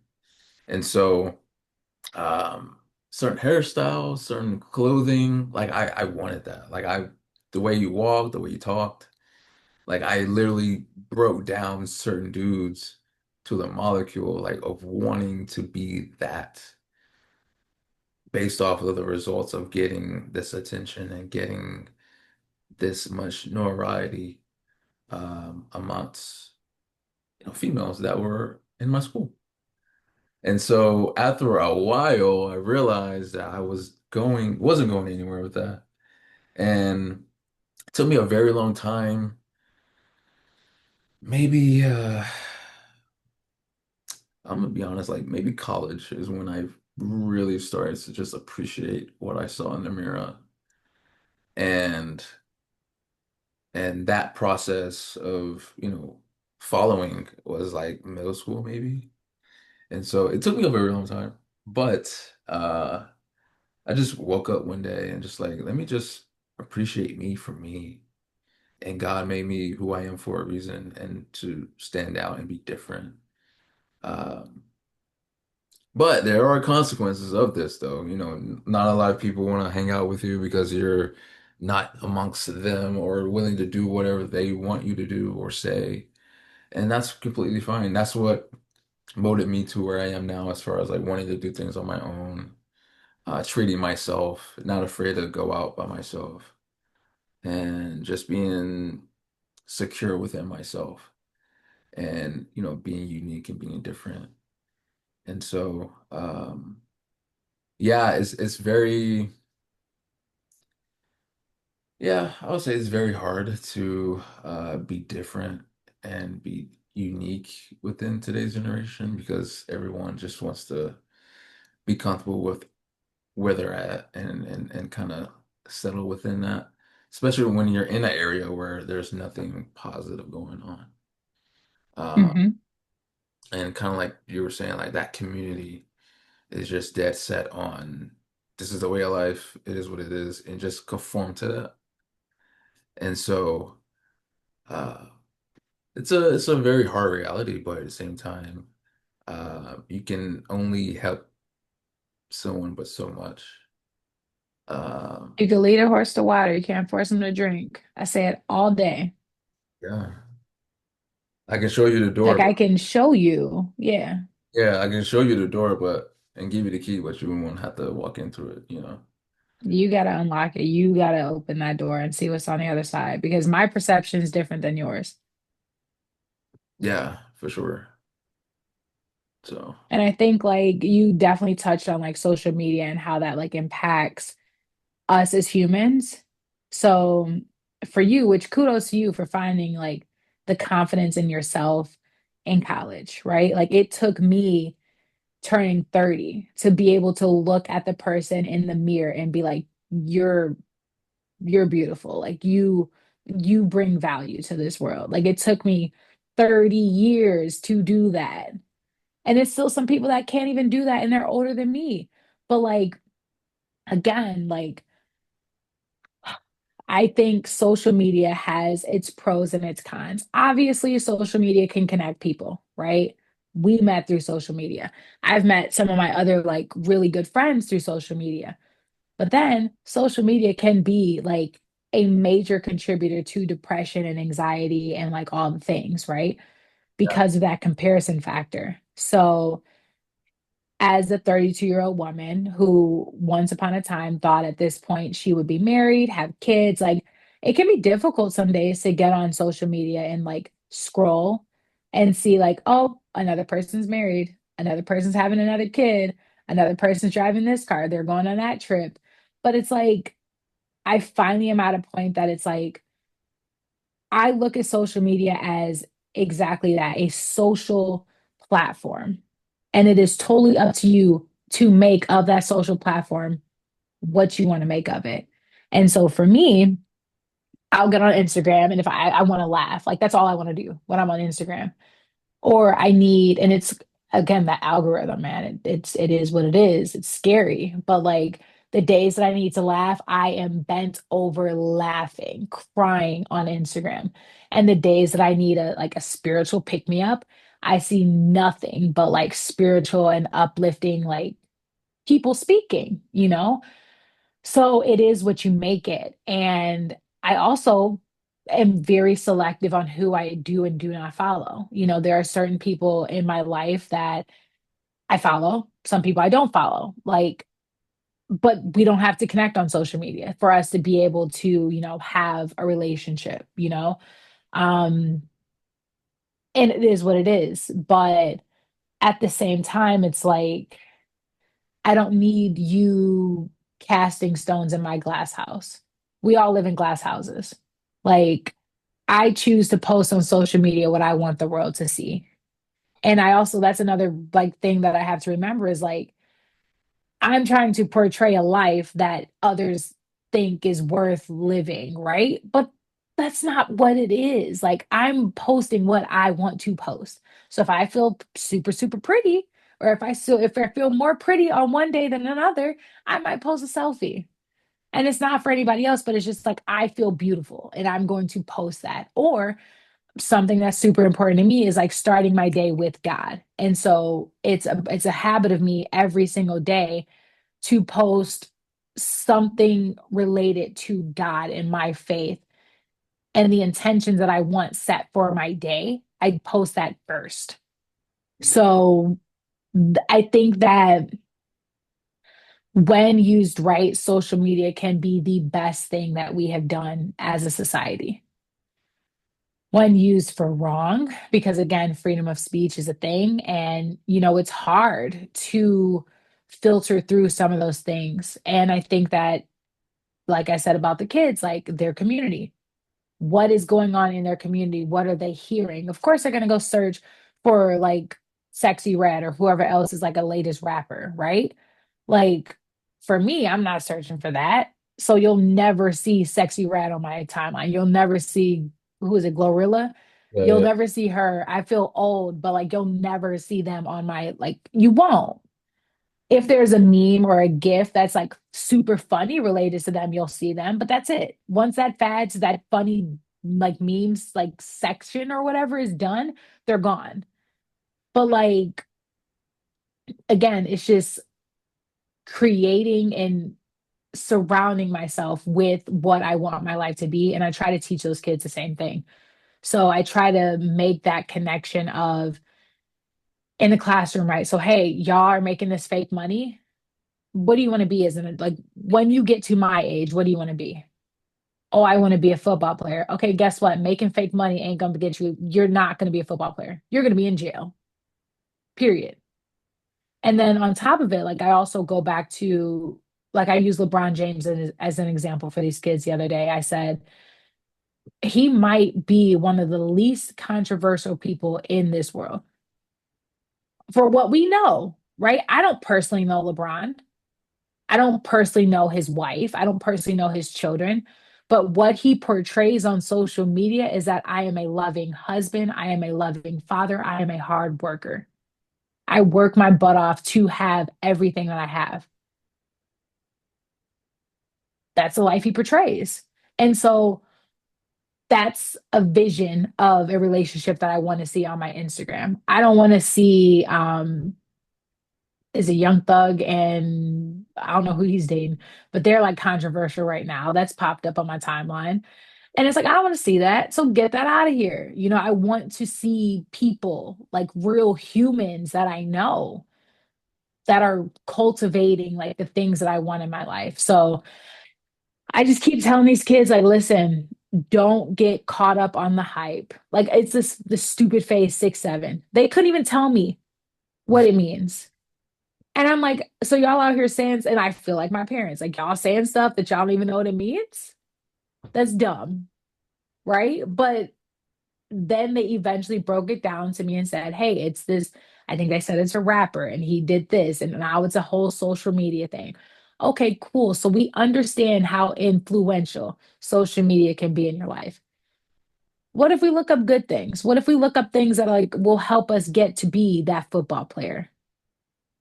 Let's do that. So like now I like will showcase different things from social media, or that's why I am on social media so that I know this is what they're doing. And I'll share it with their parents. Like, hey, just FYI, here's an example of what your kids might be seeing on TikTok.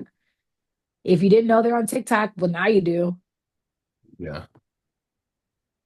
And it's just like I want the parents also in the community, because that's another thing is like I had to check my privilege in the role that I'm in. Like for me, I've always had mom and dad, and it's always been, oh, we're gonna tell your parents. Your parents need to sign this like permission slip. Your parents need to come volunteer. For a lot of my kids, it's your family, your loved one, an adult. Because it might not be blood. It might very much be like a cousin or an aunt or a foster parent. Like it very well could be. And so to not make means awkward, I use very broad terms with them. Hey, your loved ones, I need an adult to sign this, because they need to know that somebody is aware of their circumstances, and they hear. I tell my kids, I'm like, I love y'all, have a great day, make good decisions. Like that's how I send them out. Like I drop them off at art. Love you, make good decision in Miss Bree's class. All right, cool. Y'all about to go home. Love y'all, be safe. I'll see y'all tomorrow, make good decisions. Like that, they need to hear those things from somebody that has no stake in their life. So I'm trying to show them that, like, Yes, you can be a social media influencer. Yes, you can be what that person is, but let's make it you because you are more important and more real than this person and the version of themselves that they're portraying. So I don't know. It's 5 weeks in. We're seeing a little bit of progress. I mean, some progress, progress, not perfection. I keep telling them all the time. I'm like, as long as we're progressing in the right direction, I'm okay with that. And so just restructuring their mind on you do not have to be perfect. You can show up and you can tell me I didn't get much sleep last night. I'm tired, and I'll let you put your head down. But yeah, I think it's just again reminding them that we are humans at the end of the day, and each one of us are wired differently. And it's okay because all of us make up this beautiful picture of life. Yeah, absolutely. Yeah, so like there is improvements for sure based off stories that you told me, which is great. 5 weeks in. Um, Certain classrooms can be stagnant based off of the teacher or just whatever's going on. So kudos to you for being um, um, stern in your way of being there for these kids and at the end of the day it's all about impact and what you do and what you say and how you come across. um Kind of like what you're saying with the story with the young lady about like, oh, I see you being in this kind of like apartment or like place and stuff like that. That automatic perception of based off of like how you carry yourself and uh, what you wear, right? How you talk. People may have that automatic um, thought about you, but how you come across and what you say can like adjust that and be like, oh, okay, like maybe she's not uppity or maybe like she doesn't feel like she's better than me or anything like that. Like she genuinely wants to see me win and genuinely wants me to be a better version of myself. Um, so like yeah, like it's not about being liked. It's not about of course you want to feel loved, but it's all about impact and how you sway people. And even though we're 5 weeks in, I personally, want to give you your flowers for that because it's not easy for sure.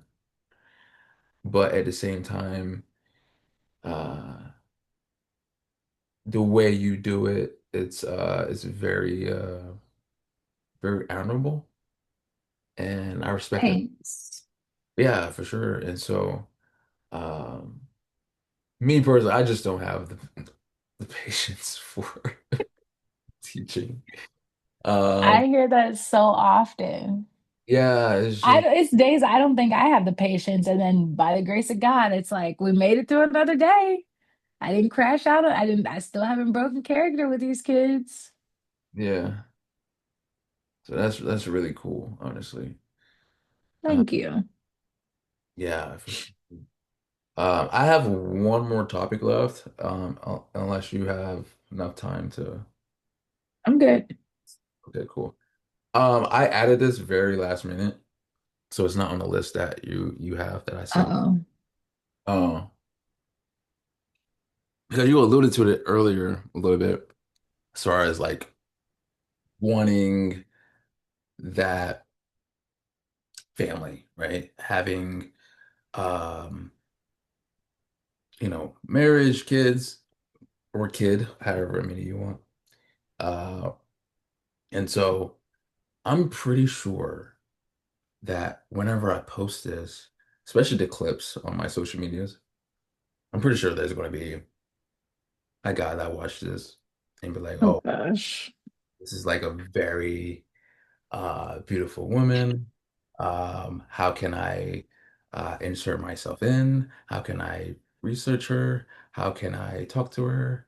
And all of these things. So, and just very curious about who you are, correct? So, at this current moment, um, where would you say that you are at as far as um having a potential person in your life. And I do remember you were saying a possible kid, maybe when you're like 35, 36, right? Again, my goal, but who knows? It's all in God's plan. All in God's plan, But but yeah, yeah. to that point, you have to have someone in your life to build that life with. So, like, where are you at currently with that? And is there even any potentials that you see right now, or are you just riding the wave of just your individual self-improvement?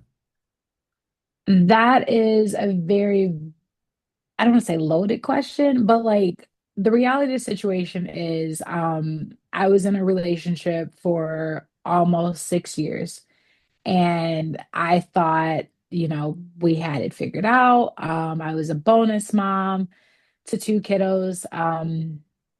And I think for that, like with that experience, I had to really find myself. I had to really like figure out like who it is that I really truly want to be. And I think again, like comparison of what I thought my relationship should be like, and then portraying it the way that it was versus how it really was. And just, you get to a certain point of like, you want to take off all the masks that you've been wearing. And so I will admit this, I'm a recovering people pleaser. And so with me taking that step away from being a yes woman, yes, yes, yes, yes, I'll do it, I'll be whatever you want me to be, I took a step back and I found myself, right? And so I thank God for that journey, because without it, I wouldn't be, the version of me that you see today. Um, but in terms of like where I'm at in my dating life, I have dated, I have tried dating. I've also ruled out that I'm not an app girly. Like I've tried the apps, I'm disgusted with the apps. But yeah, I think that all in all, like where I'm at from like a dating perspective, I am single. Am I looking? No, not really. I think that what I mean by that is that I think when God is ready for me to meet my partner, I will. But also with that being said, like I know that unless my partner's an Amazon delivery guy, like he's not gonna just come knock on my door and be like, "Hey, I'm here. Let's get married." It's like I know that I have to be intentional about like the spaces that I put myself in, right? So a couple things that I'm working on, well, I guess you could call it a goal for like the rest of the year, would be like getting outside of my home, right? So like obviously I go to work, obviously I go to the gym, but like getting outside of my home and like spending time at like libraries or a coffee shop, because like I also know I'm not going to find my husband at a bar. Like I don't want to. I don't. I really don't. I don't want to find my husband in a club. Like I don't even like going to the club, so I'd be damned if I found my husband at a club. So I think that I'm really just being intentional about doing things that I'm not used to doing. So, like 5Ks, right? Like, you can find somebody at a 5K because men and women run 5Ks. So, it's just like little things like that. But I'm also kind of just going into those spaces just like to challenge myself to get out of my comfort zone of working and doing all my work in my office or from my couch or from my kitchen table. So that's something that I'm grateful that my community has like challenged me to do that. But I mean, where I'm at in my life, I also worry about my bandwidth and my ability to juggle all the different things that are, being placed on me.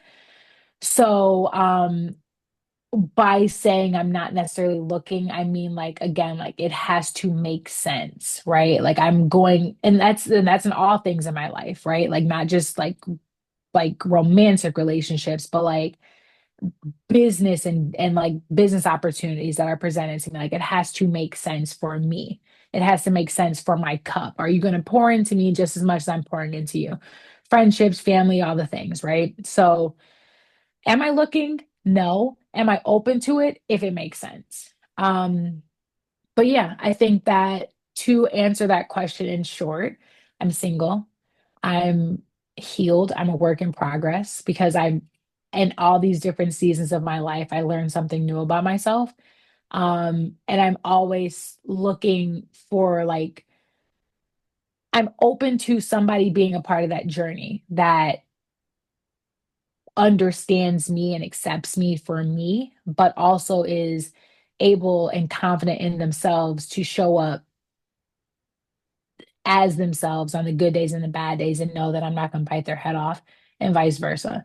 But then also being consistent. That's probably like my biggest thing is like, if you can't keep up what you started with in 2 weeks, we're good.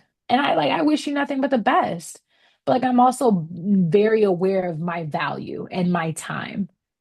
So yeah, hopefully that answers your question. You answered my question for sure. I would definitely agree with you as far as like that's all we can do, be a work in progress and have someone that just understands us and real big on the consistency as well, but also to just someone in our lives that Y'all, Kendrick is really in like serious about his consistency. Even as a friend, like I don't want to say he bit my head off, but like you came for me a couple times and I was a little inconsistent. So like but again, like I'm grateful for that because like if I can't even show up consistently in a friendship, I for sure won't show up consistently in a relationship, you know? So like I'm grateful for you for holding me accountable and then also for being coachable enough that when the tables flipped, I was able to hold you accountable. So like the reason I share that is because like these conversations, like these relationships, like they have value. And again, absolutely in a past life or in another season of my life, if Kendrick would have came for me the way he did, I would have been like, peace out, bro. Blocked. But yeah, like I'm grateful that I've like grown and have done the hard work to be receptive to those tough conversations and realizing that, yeah, girl, your stuff stinks some days. So yeah, sorry, I just had to let them know that you bad. don't play about your consistency either. What's that bad? No, I'm just like when it comes to anyone that I connect with and have that what you say bandwidth with. Um Bandwidth yeah, and or just capability or yeah, call it bandwidth. yeah. So like I said, like I was saying, like I don't really connect with people like that. Like I can count on my one hand how many real friends that I have. So when I have someone that comes to me and is able to crack down that shield and that wall, like, okay, you got me now. Like you're not going anywhere. And but at the same time, like I desire uh not just a partner, but just like friendship, someone that is just consistent. And like I Mhm. want to know how your day is going and what you're doing or um What movie you're seeing next and why, or your uh routine in the movies, like what we doing tonight? Like what are your ideas of like a self-care day or like what movie you watching or Mhm. how's your family doing and stuff like that. Like I desire that. Like I appreciate that a lot. And so yeah, there was a moment where like you were, I guess mad inconsistent. doing your own thing, and I was just like, okay, I think I that had a lot going on. I was adjusting and I was overstimulated to say the least. Like I swear I was. But like again, how would I have ever known? Because I was reverting back to old habits that did not serve me well. And you called me out on it. And it's okay. Like I'm grateful because obviously if we didn't have that conversation, we wouldn't be having this conversation now. right. So I'm appreciative as So well. it's not a bad thing that you called me out, I promise. But I just think it's funny that like that I'm being for real. Like you genuinely and I genuinely care about consistency. Yeah, definitely. Um, yeah, consistency is real big for me, and just adding value into my life and having that uh support system for sure. Because I don't want someone in my life that's just like iffy about what I want to do, and where my life is headed. And I am also too a healing people pleaser. And so I am the type to just go far and beyond for someone. Um, I think it's because of, with my dad being gone, like I just want to make sure someone s stays in my life. Hmm. So with that, like my idea of, that stability is just not necessarily just doing whatever you want me to do, but just like damn near worshiping the ground that you walk on. Damn near. And turning a blind eye to like the red flags and things that don't necessarily align with like your values or the pillars that we talked about, right? Yeah, for sure. Um, yeah, like for example, like um I was talking to someone, for a while, and it wasn't until maybe after a month and a half of talking, it was revealed to me like that she um smokes, which is like the ultimate red flag for me. You know what I'm saying? Um, and just like iffy about like having children. And I am someone that wants to be with someone that is for sure about having kids and really knows what they want rather than just stick around and just force them to make a decision. Um, so I would want that in someone.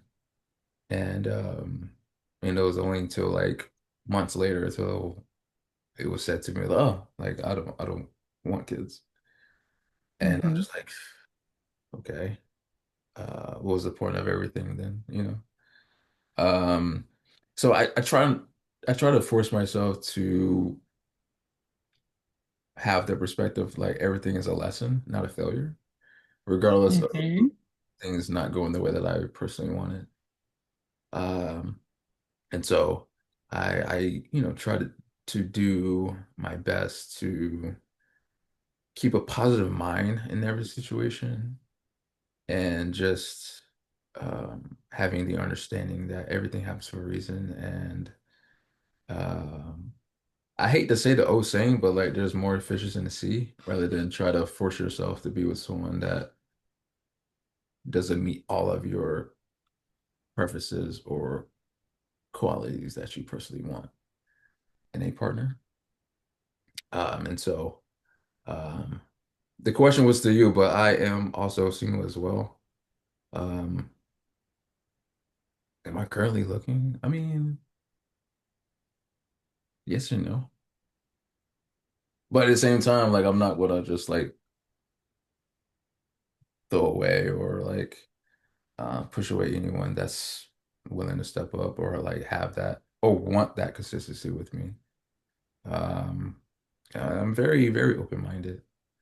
Um, and so how do you feel about long distance? I know you talked about like in your area, but like, I think that I've done long distance before, mhm. but I was also a freshman in college. So yeah. But I think that in the world that we live in, like long distance shouldn't be a thing. Like I mean it shouldn't be a hinder. Like Yeah, I think that again, like people make time for what's important to them. Like I I was getting to know someone that lived like 20 minutes away from me and it was like pulling teeth trying to align schedules and it's like you're 20 minutes away. What do you mean?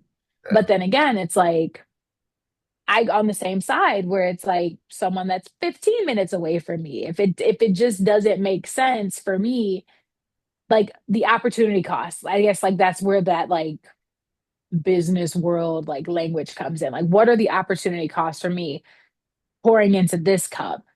that's 15 minutes away versus pouring into a cup that's across the country, right? Like it all has to make sense. And I think that wherever my partner is, like I'm open to it. Um, and I Yeah. think that also in my single season, like I've really been getting a like super, super comfortable with being alone. And sure, like I'm not exempt to feeling lonely. Shoot, like last Sunday, I remember being on FaceTime with my best friend crying because I'm like, I'm single, woe is me. But like then I woke up Monday, like, bro, people are dying. Like life could be way worse than you just being like you have everything going but a partner. Life could be way worse, you know? So like again, like that perception and those like gut check moments and just those are conversations that I have with God that it's like I know you're working and when it makes sense I will have my partner and he will be everything and more, like even just like my small like view of what I want my partner to be. God's taking that times 27 and I know it and I'm going to be like the luckiest girl whenever my husband or whatever comes, like husband, but we're going to get married. That's what I was gonna say boyfriend, but like nah, like we're gonna get married. We're going to die old together.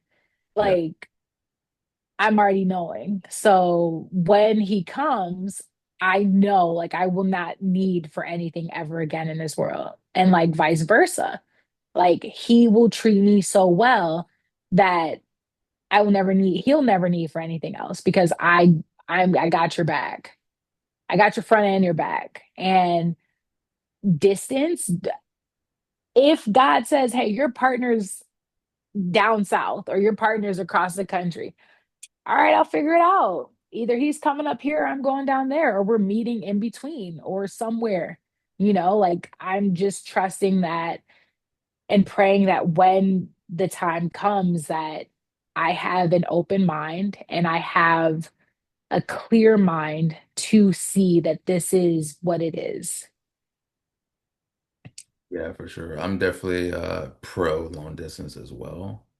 Um, because I've been told what I think I've seen a video where like you can feel like absolutely nothing where the attractiveness is not there.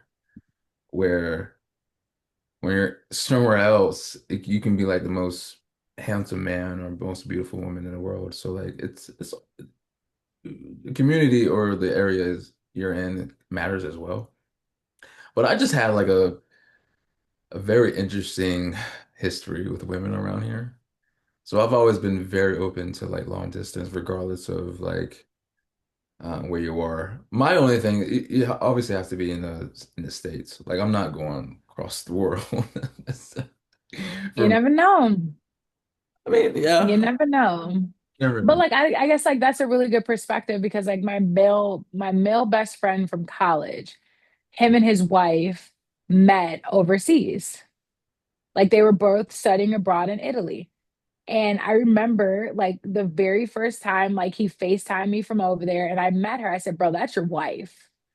Like that's your girl. Like I knew him from like 2011 through 2015 when we both graduated. And Mhm. like I think he studied 2013 or 2014 that semester. I'm like, that's your wife. Like I've never seen you light up about a girl. That's your girl. And fast forward, they just got married. I want to say it was in 2023. Yeah, they got married that summer, I think. I think it was either 22, 23. It was 23. But yeah, and just like for him, like we talk and he's like he obviously like is invested in like me finding the right guy. He's like, you deserve a good guy. And like, he's also an example of what a guy should be like, So he's like, I personally, I don't think your person's in Michigan, Bianca. And I'm like, but I don't think I'm leaving anytime soon. And he's like, you never know. So again, kind of going back to social media, as long as a person's not a catfish, I think we're good. If you can't FaceTime me, you're a catfish in my mind. Yeah. And if you're sending me stock photos from your Instagram, you're a catfish. I'm sorry. But that's just how it is. So like I think like I'm fortunate to have people like my best friend in my life that it's like be open to meeting somebody across and make it work. Like him and his wife, they she lived in California, he was here in Michigan. And then I know that they both ended up in Chicago for a little bit, but there were times that they were still across the country from each other and they made it work. So, I mean, again, like I know that's not everybody's story, and I'm not going to let my 18-year-old self and my experience with long distance then, like I'm not going to let that impact how I view long distance as a 32-year-old woman. Yeah. So, I'm open to it. If that's the route that I'm supposed to walk, I'll be on it. I'm gonna do my best. Yeah. God has a plan for all of us in any, Mhm. capacity, whether it's, career wise, personal wise, and, relationship wise. So you just never know. We'll see. You never know. Absolutely, man. Um, Bianca, I appreciate you. I appreciate you. This was fun. Yeah, absolutely. It was not an interview. We had a conversation. It's not an interview. It's not an interview. But yeah, It's not an interview. I love this conversation for sure. And I just so you know, the Lions are up right now. It's halftime, but they're up 20-7. That's cool. It's I was, I hunting was, season. I was checking the score for us while you were talking, and no, there's no need to talk about that. Oh, sorry. You could be a Lions fan, like an honorary Lions fan. I'll send you some Lions gear. How about that? That'll be your Christmas gift. Unless you want Panthers gear. I mean, I'm not against it. Okay, It could be a good sleep shirt. cool. What's your size? I wear small because Small? we've been in the gym. I do wear small. Okay, I got you. You for real? Or Yippee! I'm being for real. And we don't have to talk about it now because I don't need gifts. But like, no, I will for sure. We'll get you some Lions gear and I will get me some Panthers gear. great. I love that. Absolutely. But thank you for being a part of the very first episode of the Beneath the Surface podcast with yours truly, when we are unpacking the unseen, one conversation at a time. Before we get out of here, where can people follow you on social media? Instagram, probs. I think it's XO. I don't even, that's how like social media I am right now. I was off social media for like 3 years. So hold on, I'll tell you. I don't know my handle. I'm the worst. Um, okay, it's XO dot BMBL Mhm. BEE. So XO Bumblebee. Gotcha. It's your girl. That's it? That's me. That's it. Mhm. Everything else is like what do the kids call it? A burner account? Like I have a TikTok, but I don't post. I Yeah. just literally get on there and laugh. Yeah. But yeah, that's really it. Like Instagram, easiest way to get a hold of me. My Perfect. notifications are off, but I get on there. Perfect. And of course, you guys can follow me on Instagram, Kendrick30 underscore, TikTok, Kendrick McKnight 30. Also, make sure you guys subscribe to the channel. Like, share, subscribe. I've always wanted to say that. Do it again. Do it again. Like, share, and subscribe. Or Yeah. is it differently? Like, subscribe, and share the podcast, y'all. Make sure you guys I like, did it. I comment, did it. and subscribe. Lights. Oh God, I forgot the comment. Oh, we'll work on that. Yeah, our mutual friend, he'd be like, with it. It's like, yeah, that's Like, comment, share, subscribe. yeah. I remember when I I first did got it. to like YouTube, I would say subscribe. I wouldn't say it right. It's hard. Like your brain is going Buddy, 75 million miles an hour, and then your mouth is like, Blah, blah, blah, blah, blah. Yeah. It's rough. It only took my family to tell me like, hey, you are saying this completely wrong. Oh, that's okay. Players mess up. You learn from your mistakes. Learn from your mistakes. Um, Thank you for being a part, and we'll have to definitely do a part two. Yeah, we'll probably do like a Christmas unveiling for our Christmas gifts. Since you're getting me Panthers gear and I'm getting, obviously I'm gonna act surprised and you should too, but yeah, we'll do like a Christmas one or something. Yeah, definitely. I've been looking forward to it. Yippee! Well, thank you for having me. Of course. Peace Thank you. out.